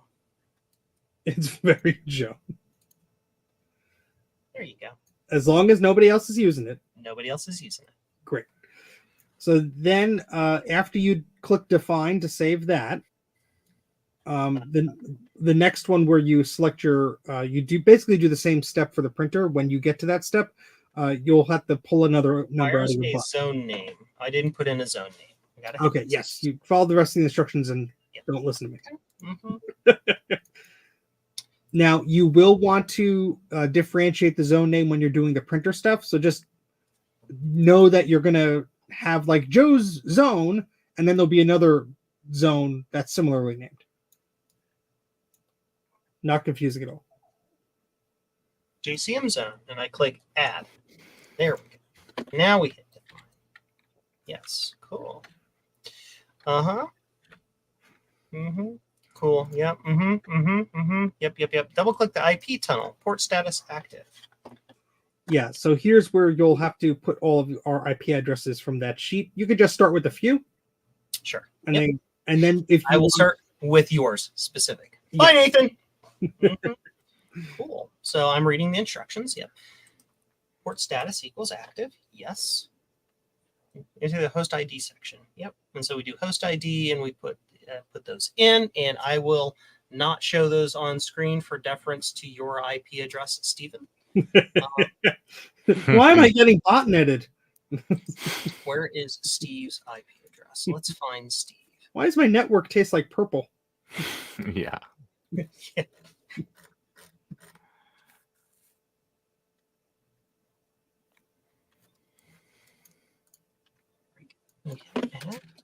And there is a checkbox that like you could say like allow others that are not like on this list. And I think that should make it so you don't have to type in everyone's IP address, but I'm not 100% sure. I'm not going to do that. It's the use only the host IDs listed. We're going to just leave that as it is. Okay. Yeah. Define. Great. Cool. I am almost at the end of the day for this downloading session from this camera. Yeah. Printer port. Yep. Double click printer port local talk. Now we can go back over here. Yeah, so here is where you will name your zone. So I have like Mac 84's Beige Basement LT for local talk. And so that the zone just differs slightly just so I can differentiate them, because in the chooser you will see two of them. Active. Seed. Port. Seed. This is Network hot configuration number. action, Yes. action. So this is a unique network number. Yes. That's also in that list. So my network number is going to be. Thinking about having a dual boot OS 10 OS 9 setup and one Debian setup on the other to humor my Linux friends. Yep. One's a dual 1, one's a dual 2.5. I mean, they're very similar. You're talking about a 250 megahertz difference there.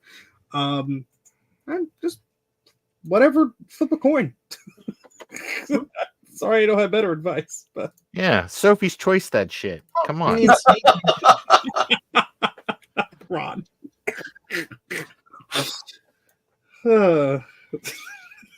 Oh my God. Oh boy.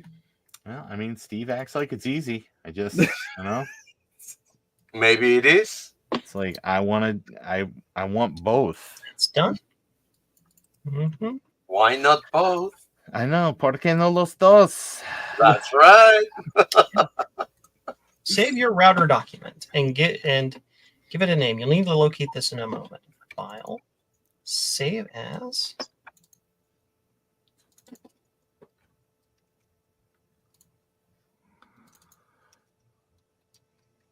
Pumpkin router. Save it to the desktop. I That way I dare can choose the control menu and select start. Set startup. So You actually followed the directions, unlike me, which is why I wrote them a little bit differently.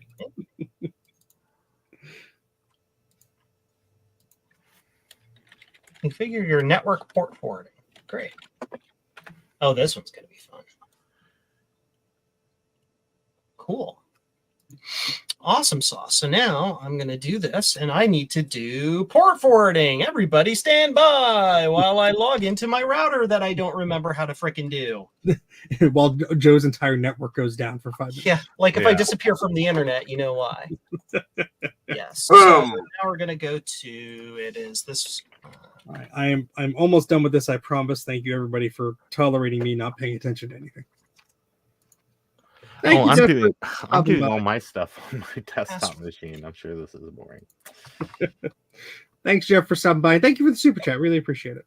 I'm using an emulator. Hey, Jeff. Keep engineering. Keep doing cool things, man. Yes, please.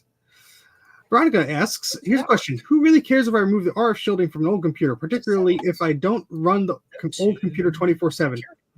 Nobody will care except the FCC. Yeah. Humble. You know they're driving around like with that van with all the antennas on it, just trying to find somebody that's running their VCR with the lid off. Right. The van has been decommissioned to a donkey. UDP 387 to UDP 387. That's it. That's easy. You know, actually, that is 387. something I absolutely do on a lot of old Macs. If the 168.5, if all of the shielding is really, really torn up Protocol. or it's like UDP. rusty, I just get rid of it. Yeah. Or as an option, you can take it to a sandblasting place and pay them a bunch of Oh. money, and they will sandblast. Look, if you give me the money, I'll do whatever you want. So I don't care how Right. stupid it is. That's right. I can hit you with a rock until you think that's what happened. Okay, let's do that. All things. Yeah, let's do that. Control menu start. Good. Now we can do this. Control menu start router. Beep boop.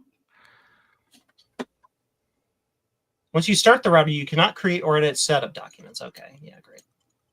Yeah, you can remove. Well, actually, I think if you remove the RF shielding from a C128, Bill Hurd comes to your house and like does that thing where he puts his glasses on top of his head and gives you like a really stern look. I thought you were going to say he just kicks you in between the legs. Just repeatedly kicks you. Yay! Like it did things. It did things. So now I guess I can like go to the chooser. So And go now find you? when you go to the chooser, you'll see zones. And you should see me Ooh. I don't see you yet. yet. You gotta look harder. Do you see anything? I see my zones. Okay. Did it fully start up? Because mine took slower on a 040. Well, this is a SE30, so What I'm saying is my system is newer and faster, and my router didn't start up that quickly. yes. Mhm. Packets routed 6. Network reliability 100%. Close the chooser and open it up again. Well, I already did that, but all right. I'll do it again.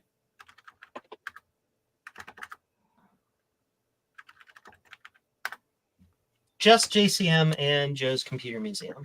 That happened to me, and then it fixed itself. Okay. Oh, I forgot. Well, so nobody else was having this problem except me. So maybe you'll have this problem too. But my machine couldn't see anything, but other machines on my network could, because computers. Sounds right. But I'm gonna go check my Centrus because maybe I'm just lying. So you can watch. It's me like walk it's through. crashed.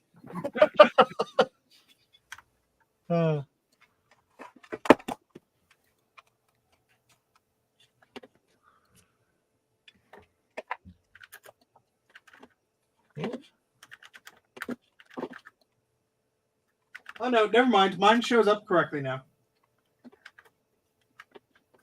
Never mind.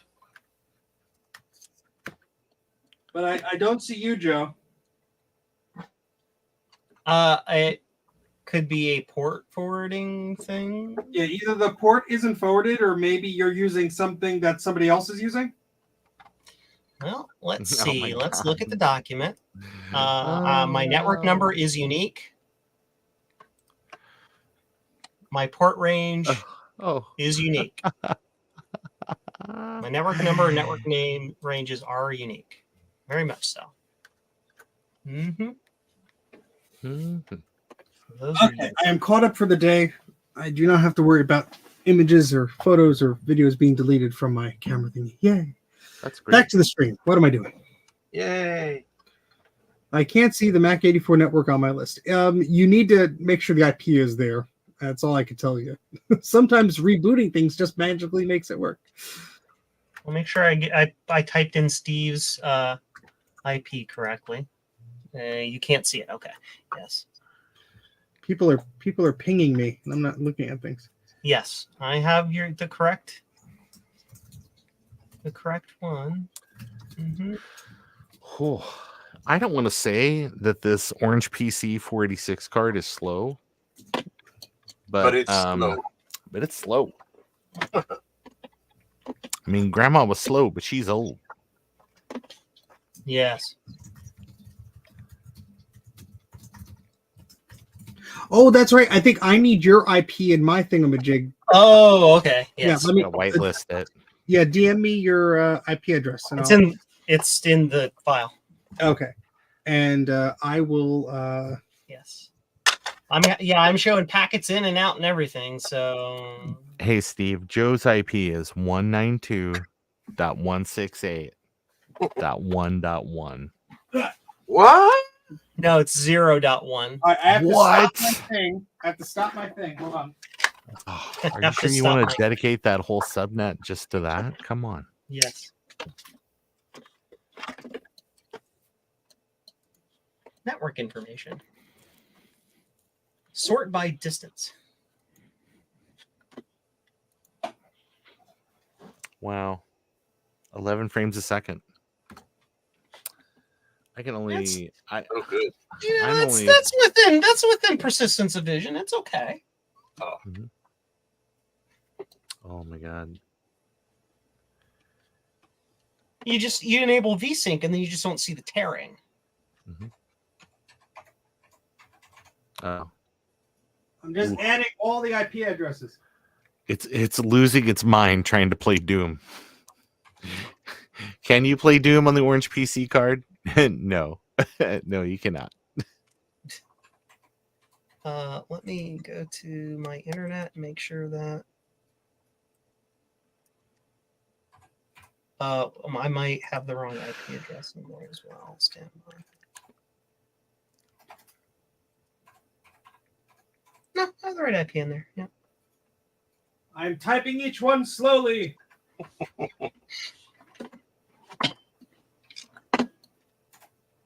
Riveting content. Everybody, wait! Wait while old computers do old computer things. Yeah, that seems on brand. I can add some other zones, but then they have to add me. Yeah.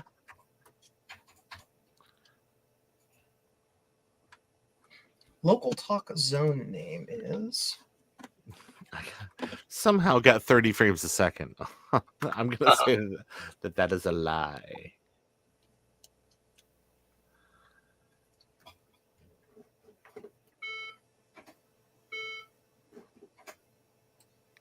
All right, we're starting her up again. Cool. And my Quadra should be working. Hold on. As the CRT makes noises. Yeah.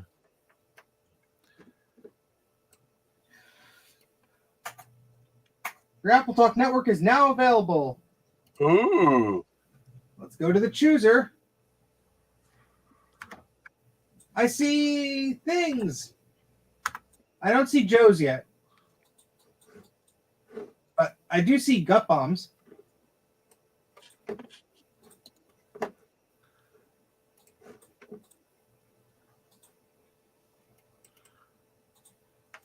Yep, still don't see your zone. So let's make sure my port forwarding is correct. Oh Lord. Let's make sure I know my IP address here. I could be having it port forwarded to the wrong place. Hot forwarding action, action, action. Minimize this thing. I need to go to tools. Hey guys, I'm gonna go because there was no smoke here, and I'm disappointed. Go make I'm some sorry, Javier. I'm gonna try to burn something here because I'm disappointed. We love you, Javier. Thanks Thank for you, hanging guys. out with us. Bye, Javier. Bye. Bye. Oh, I'm connecting to Gut Bomb's computer.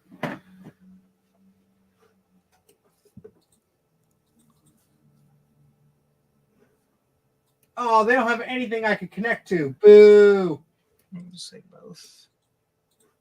And it's port 387.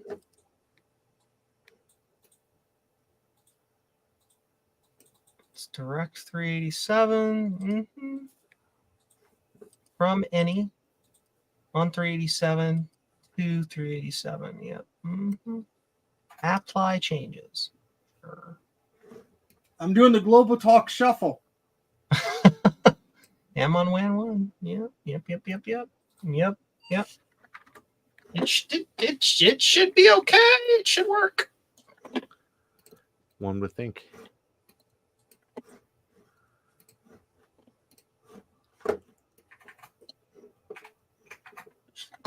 Let me go to chooser again. I just wanted to send rude pictures to Steve. I see nothing. No zones. Well, someone's doing it. It's not me. Can you RDP into my Mac and fix it?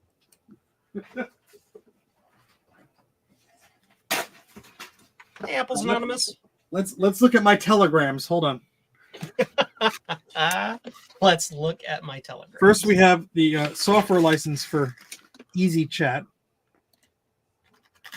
which is a great use of my paper. And then Gutbomb was here. And then, hi, Steve. Can you please tell Joe to check Discord? XOXO Gutbomb. That's funny. Yeah. Focus. That's close enough. I love it. Loves it, loves it, loves it. Oi.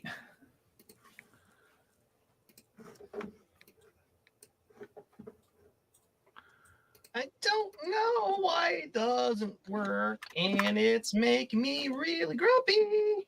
So let's diagnose. So the port forwarding.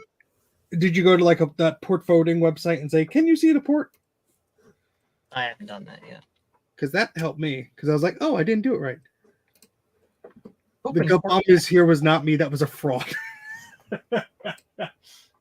Good thing there's zero authentication or confirmation of stuff on this tool.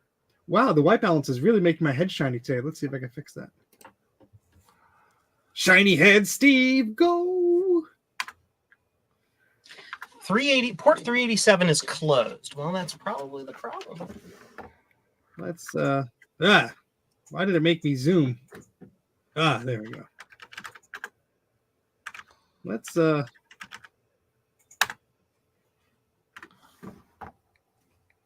Oh yeah. I Nice. probably have a firewall rule I've got to add specifically. Yep. Create an entry. Type internet in. Name. Accept. Port IP. So the solution is always to just increase the amount of RAM you're giving an application, because that always works. It always works. It does not always work.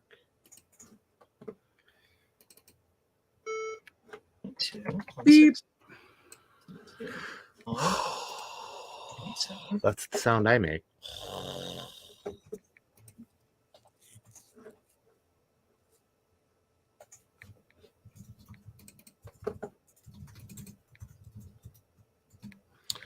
I'm really confused. There are some files out in the garden that just make no damn sense to me. Like, it is just whomever organized this. Probably me. Is just like, I love the ones where it's the a worst. It's a sit file, and inside the sit file is like a bin file, and inside the bin file is an image file, and inside the image file is another sit file. And I'm like, Yeah, why do this? Why you do this? Why you do? I have never set up these rules on this particular firewall before, so I'm learning it as I go. So hang out with me. Joe's learning. So I guess I could put this 128K back together. Yes, Because it's a 128K. you may.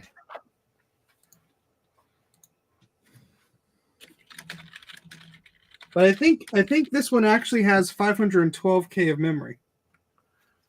That's nice. Because there's all the flux on the bottom of the board.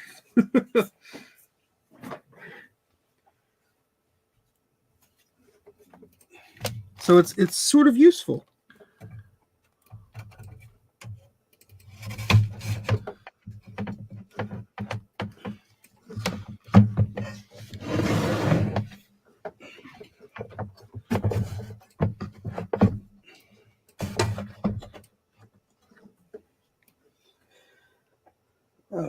Okay. Put the floppy back in there. You put your floppy disk in. You put your floppy disk out. You check the cheese gear and you shake it all about. Oh no. Oh man. Yeah.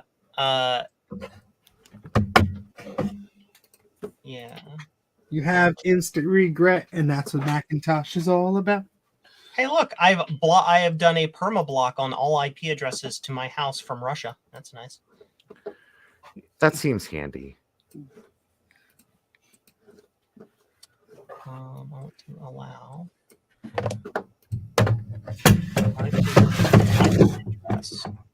We'll just say, okay, yeah. Okay. Oh, I should probably make a note on this thing so I know what I did to it.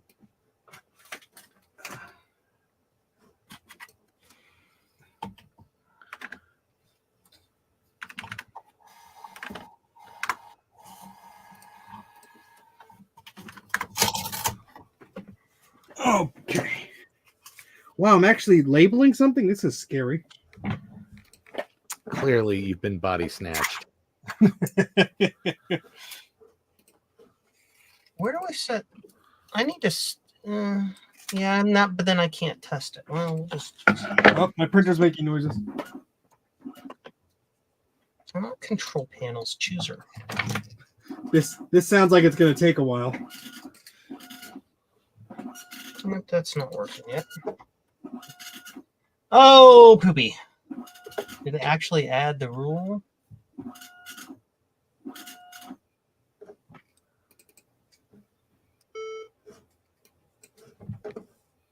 Mm-hmm.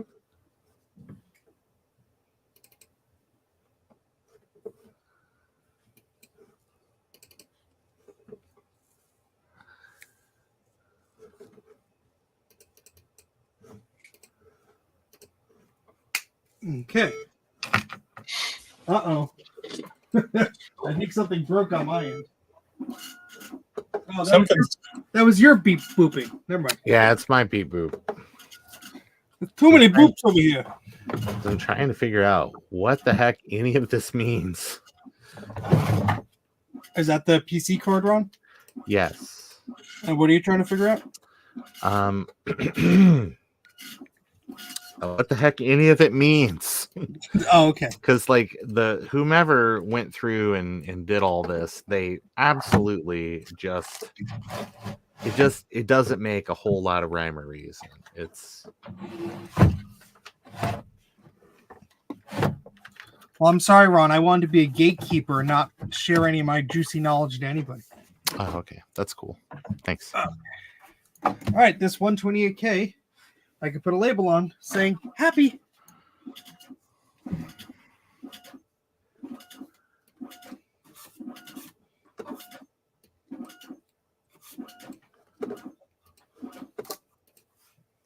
Let's confirm that the board works before I put a label on it. Oh, God, what's happening?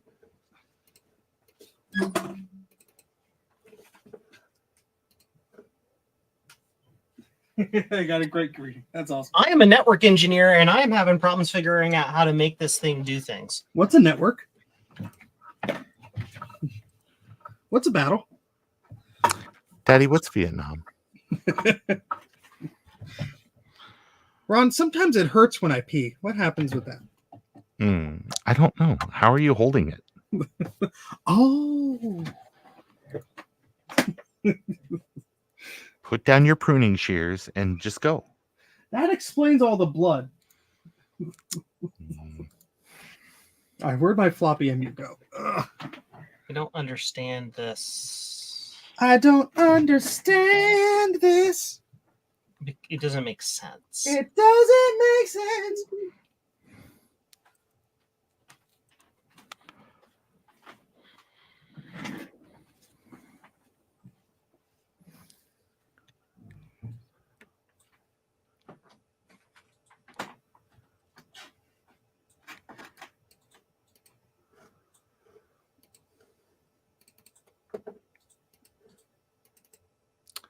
I just wish that I understood what the hell this is.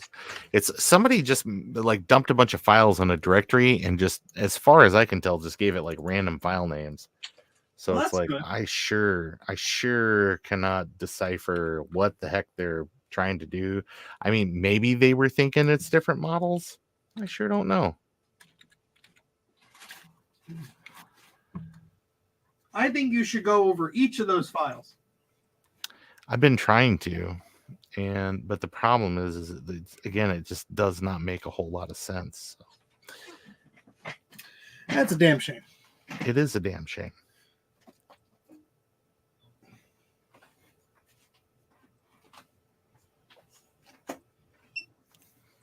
So, where'd you go, Floppy MU? Source is a port or IP group. It's any address, any port. So I don't care where it comes from. That's fine. The destination is a port IP group. The destination is poopy poopy doopy. Public IP address. It's which is whatever, which is also any, so it doesn't matter.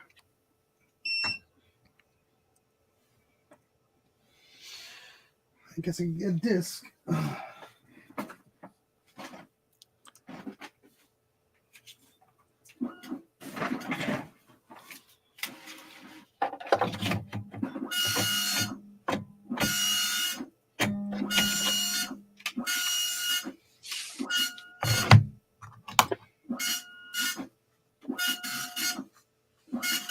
That noise is not going to get old. Nah, it's fine. I'm sure that folks upstairs will just be like, Steve, the neighbors have called. This is the 5th time. Yeah, I mean, did you have to remove that person that you have captive in the basement? Did you have to remove their scrotum with a pair of nail trimmers? I just rusty nail. Oh, man. Surely there's a quicker way. I just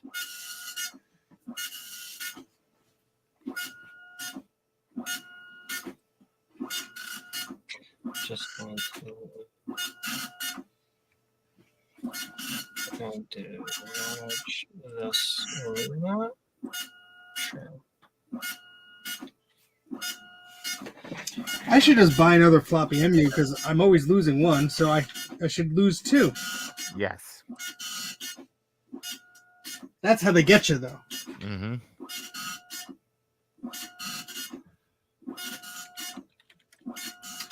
Yeah, I want to say I was using it when I was messing with the Quadra, but I don't see it over there.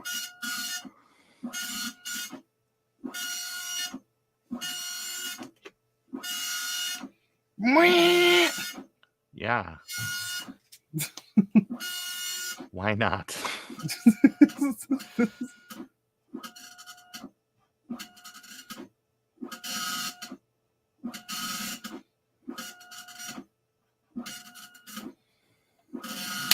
So the floppy drive on this thing is all seized up.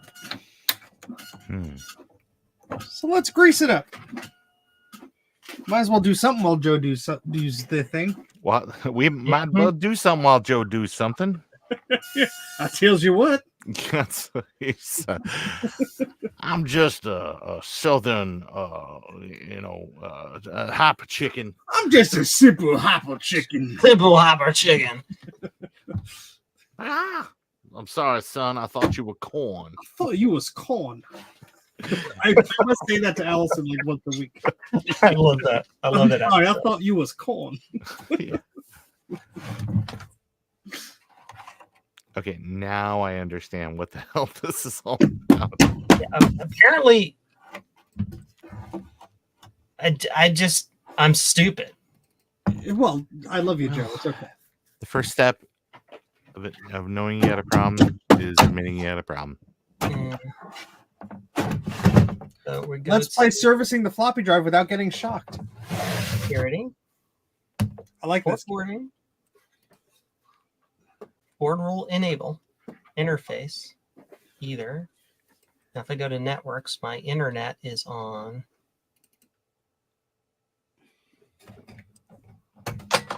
WAN 1. Yes. Okay, so if we go to here, Chicken hawk, boy, chicken hawk. and I see. This boy's got a few screws loose. on port 387. So I briefly Ported played to as a D&D character that just used the heck out of that voice, Yeah. and everyone enjoyed it. Well, I mean, you enjoyed it, and that's really all that matters, right? Thank God Steve isn't playing anymore. Oh my God. I'll say, I would like to do a perception check. Just a moment. You instantly did it better in those 3 seconds than I did in like the year and a half. Oh, oh, I don't know, Steve.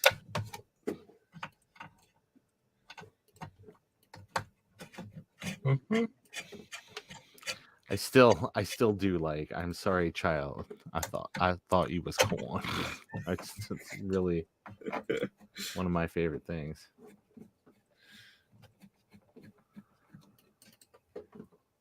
All right, so I'm carefully removing this floppy drive, hoping that it will not just like fall against the CRT and break everything. So I got that going for me. Mm-hmm. And to everybody in the chat, hello. I'm sorry if I did not directly address something. Say it again, and maybe I'll read it. Oh, hello. Hello, everybody. Hi, I'm Joe. Hi, I'm Joe. Hi, I'm Joe. Hi. Oh God, no. Yeah, that never got annoying immediately.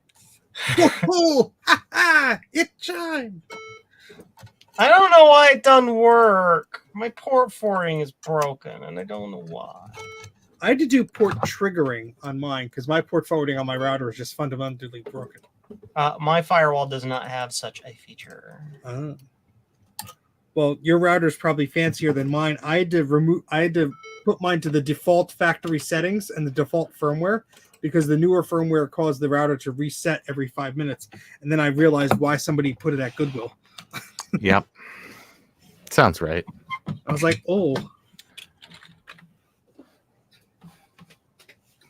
So how do you deturd these things? Oh, I see the dust on the grease. That's good. So 387. deterred. Deterred it. It's just closed. Oh God. Ron knows what I'm talking about. Yeah. Yeah. I do. Doesn't hurt here as much or here, but some right here in this region. Right. It's just not. Bruce told me to stream until he gets back. So that's what we're doing here. Well, he didn't tell you he was going to. Get a pack of smokes 2 countries away. Yeah. Yeah.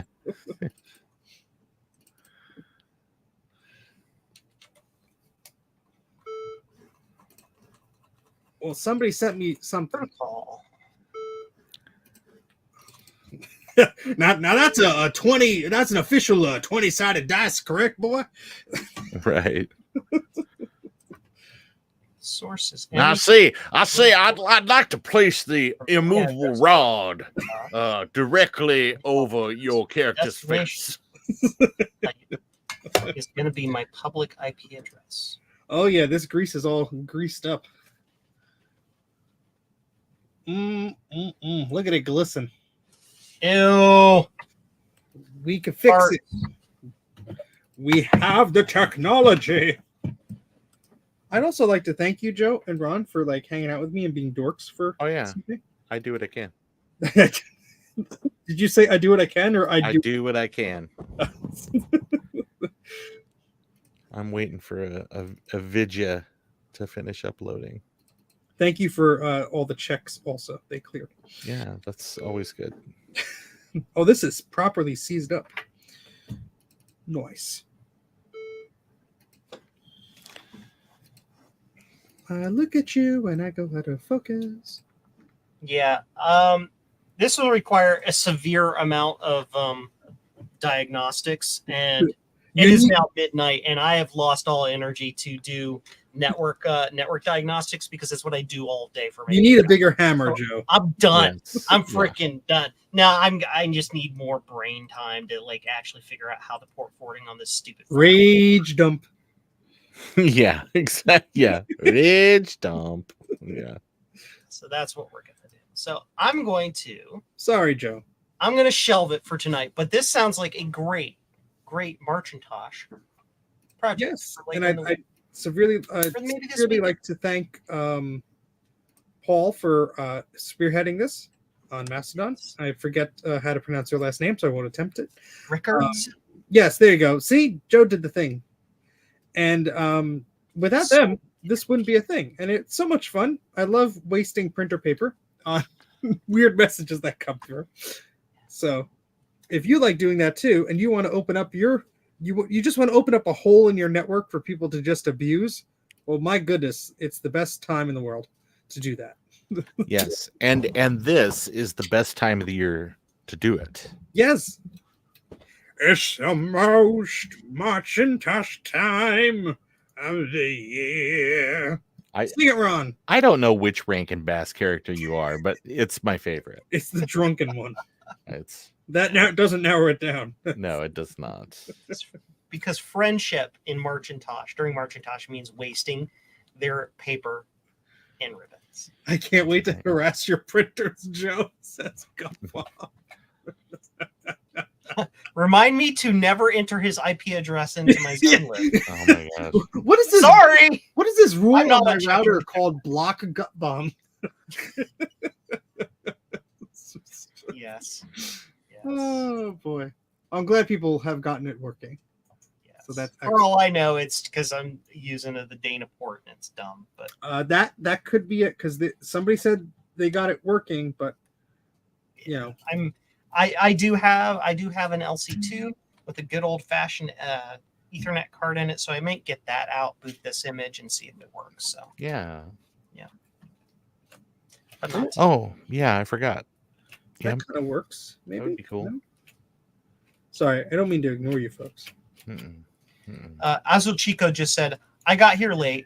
Could someone sum up projects on display?"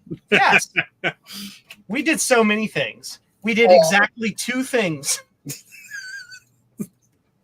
No, we started off with my Clipper Plus, which is hard for me to show because I haven't installed, but it's a little thing that goes inside your Mac Plus. There it is. There's the hangy dangle doodle, and it clips onto your SCSI port or your SCSI chip inside your Mac Plus, and it gives you an internal SCSI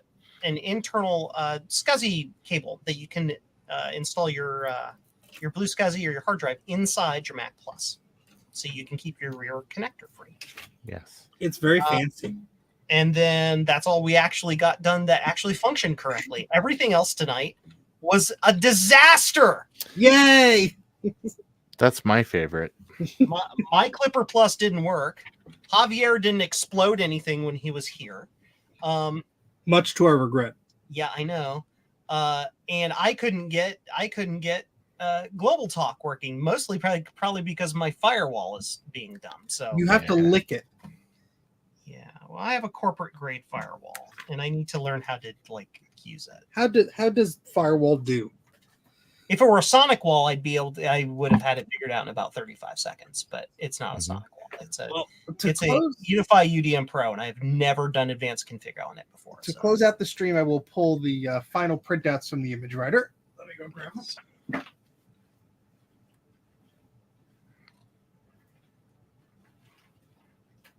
Hey, Jeremy's Vintage Hillbilly Shack says he might have an idea to make the profile even lower for the Clipper. Hey, if you got ideas, you know how to get a hold of me on Discord. So just yell at me and we can figure it out. So we have hi from Pol. That's Ian Scott. That's Pico Gus guy. Oh well, Polpo. Oh, Polpo. I can't read backwards from camera. Thank you. That's awesome. Got a little doodle there. You know, all these people must be like really, really smart because they all figured it out. I'm sitting here and I can't make it work. So I love this certificate. This is that's beautiful. The best. I love it. That is fantastic. Awesome. Ian, thank you. Thank you so much. By defeating evil entities that had taken possession of both this mansion and your little brother, you, hashtag Global Talk 2024, have proven yourself a master of the house of local talkness. That's awesome. I love it. That's great. I have so many memories here now. So many carbon copy memories. Look, yellow and pink. Why did you run carbon copy through it? Because I got That's a all you stack have? of carbon copy paper for $2 and it's like 1,000 sheets. So I just leave it plugged into there. Cool. Why waste good paper? Carbon tetrachloride. Tastes delicious. So much Yes. kindling. Why does it taste like green? Yeah. Did everything just go purple for a second? Oh, man. Wait, which crazy thing are we freaking out about? Which crazy thing happening are we freaking out about? Yeah, Oh, Ron. that's true. Well, I'd like to. the Russian hackers who find the open ports leading to image writers are going to be disappointed. You know, what the hell are we doing with this? Yeah. This printer's from 86. What the hell? Yeah. Well, we're almost at that 4-hour mark, so I think it's time to start winding down because Sure. I agree. Ron's cranky, Joe's sleepy, and Steve's a mixture of the two. Mhm. But I'd like to sincerely thank both of you for hanging out with me today. Yeah, absolutely. And I left that Macintosh banner on for the whole stream, so you better go to Macintosh.com to do your Macintoshing. Do it. Oh, I do probably ought to switch back to the proper camera. Now, it'd be like seeing your No, Ron, that's your butt. There we go. Okay, sorry. Pew, pew, pew. Yeah, so check out Macintosh.com, and that has all the Macintosh things. We will hopefully soon have some global talk information on it, but that might take a few days. But yeah, we did test Joe's little SCSI clip-on thing, and it's working great. I'm sure that will be on jcm-1.com in the foreseeable future. Yes. And I will have this 400K floppy drive to yell at, I'm sure, on the next stream. So that's about it. Cheese gears. Ron, do you want to plug anything before we leave? Yeah, I would just want to remind people to head over to Mac84tv.com for more information. That's correct, right? That's correct. No, I don't own that domain, but now I'm running to own it just because. Yeah, sorry. Mac84.net. Make sure that you follow everything that these two cool cats are doing. I do things occasionally too. You go to ronscompvids.com. That looks weird. Thank you, Ron. And Joe is plugging jcm1-1.com. So jcm-1.com, where you get blue SCSIs, keyboard encoders, and very soon the Clipper Plus. Awesome. Well, thank you, folks, for joining me. Happy Macintosh. Don't forget to do Macintosh things and be cool to each other. And take care, stay safe, and be Macintosh. Bye.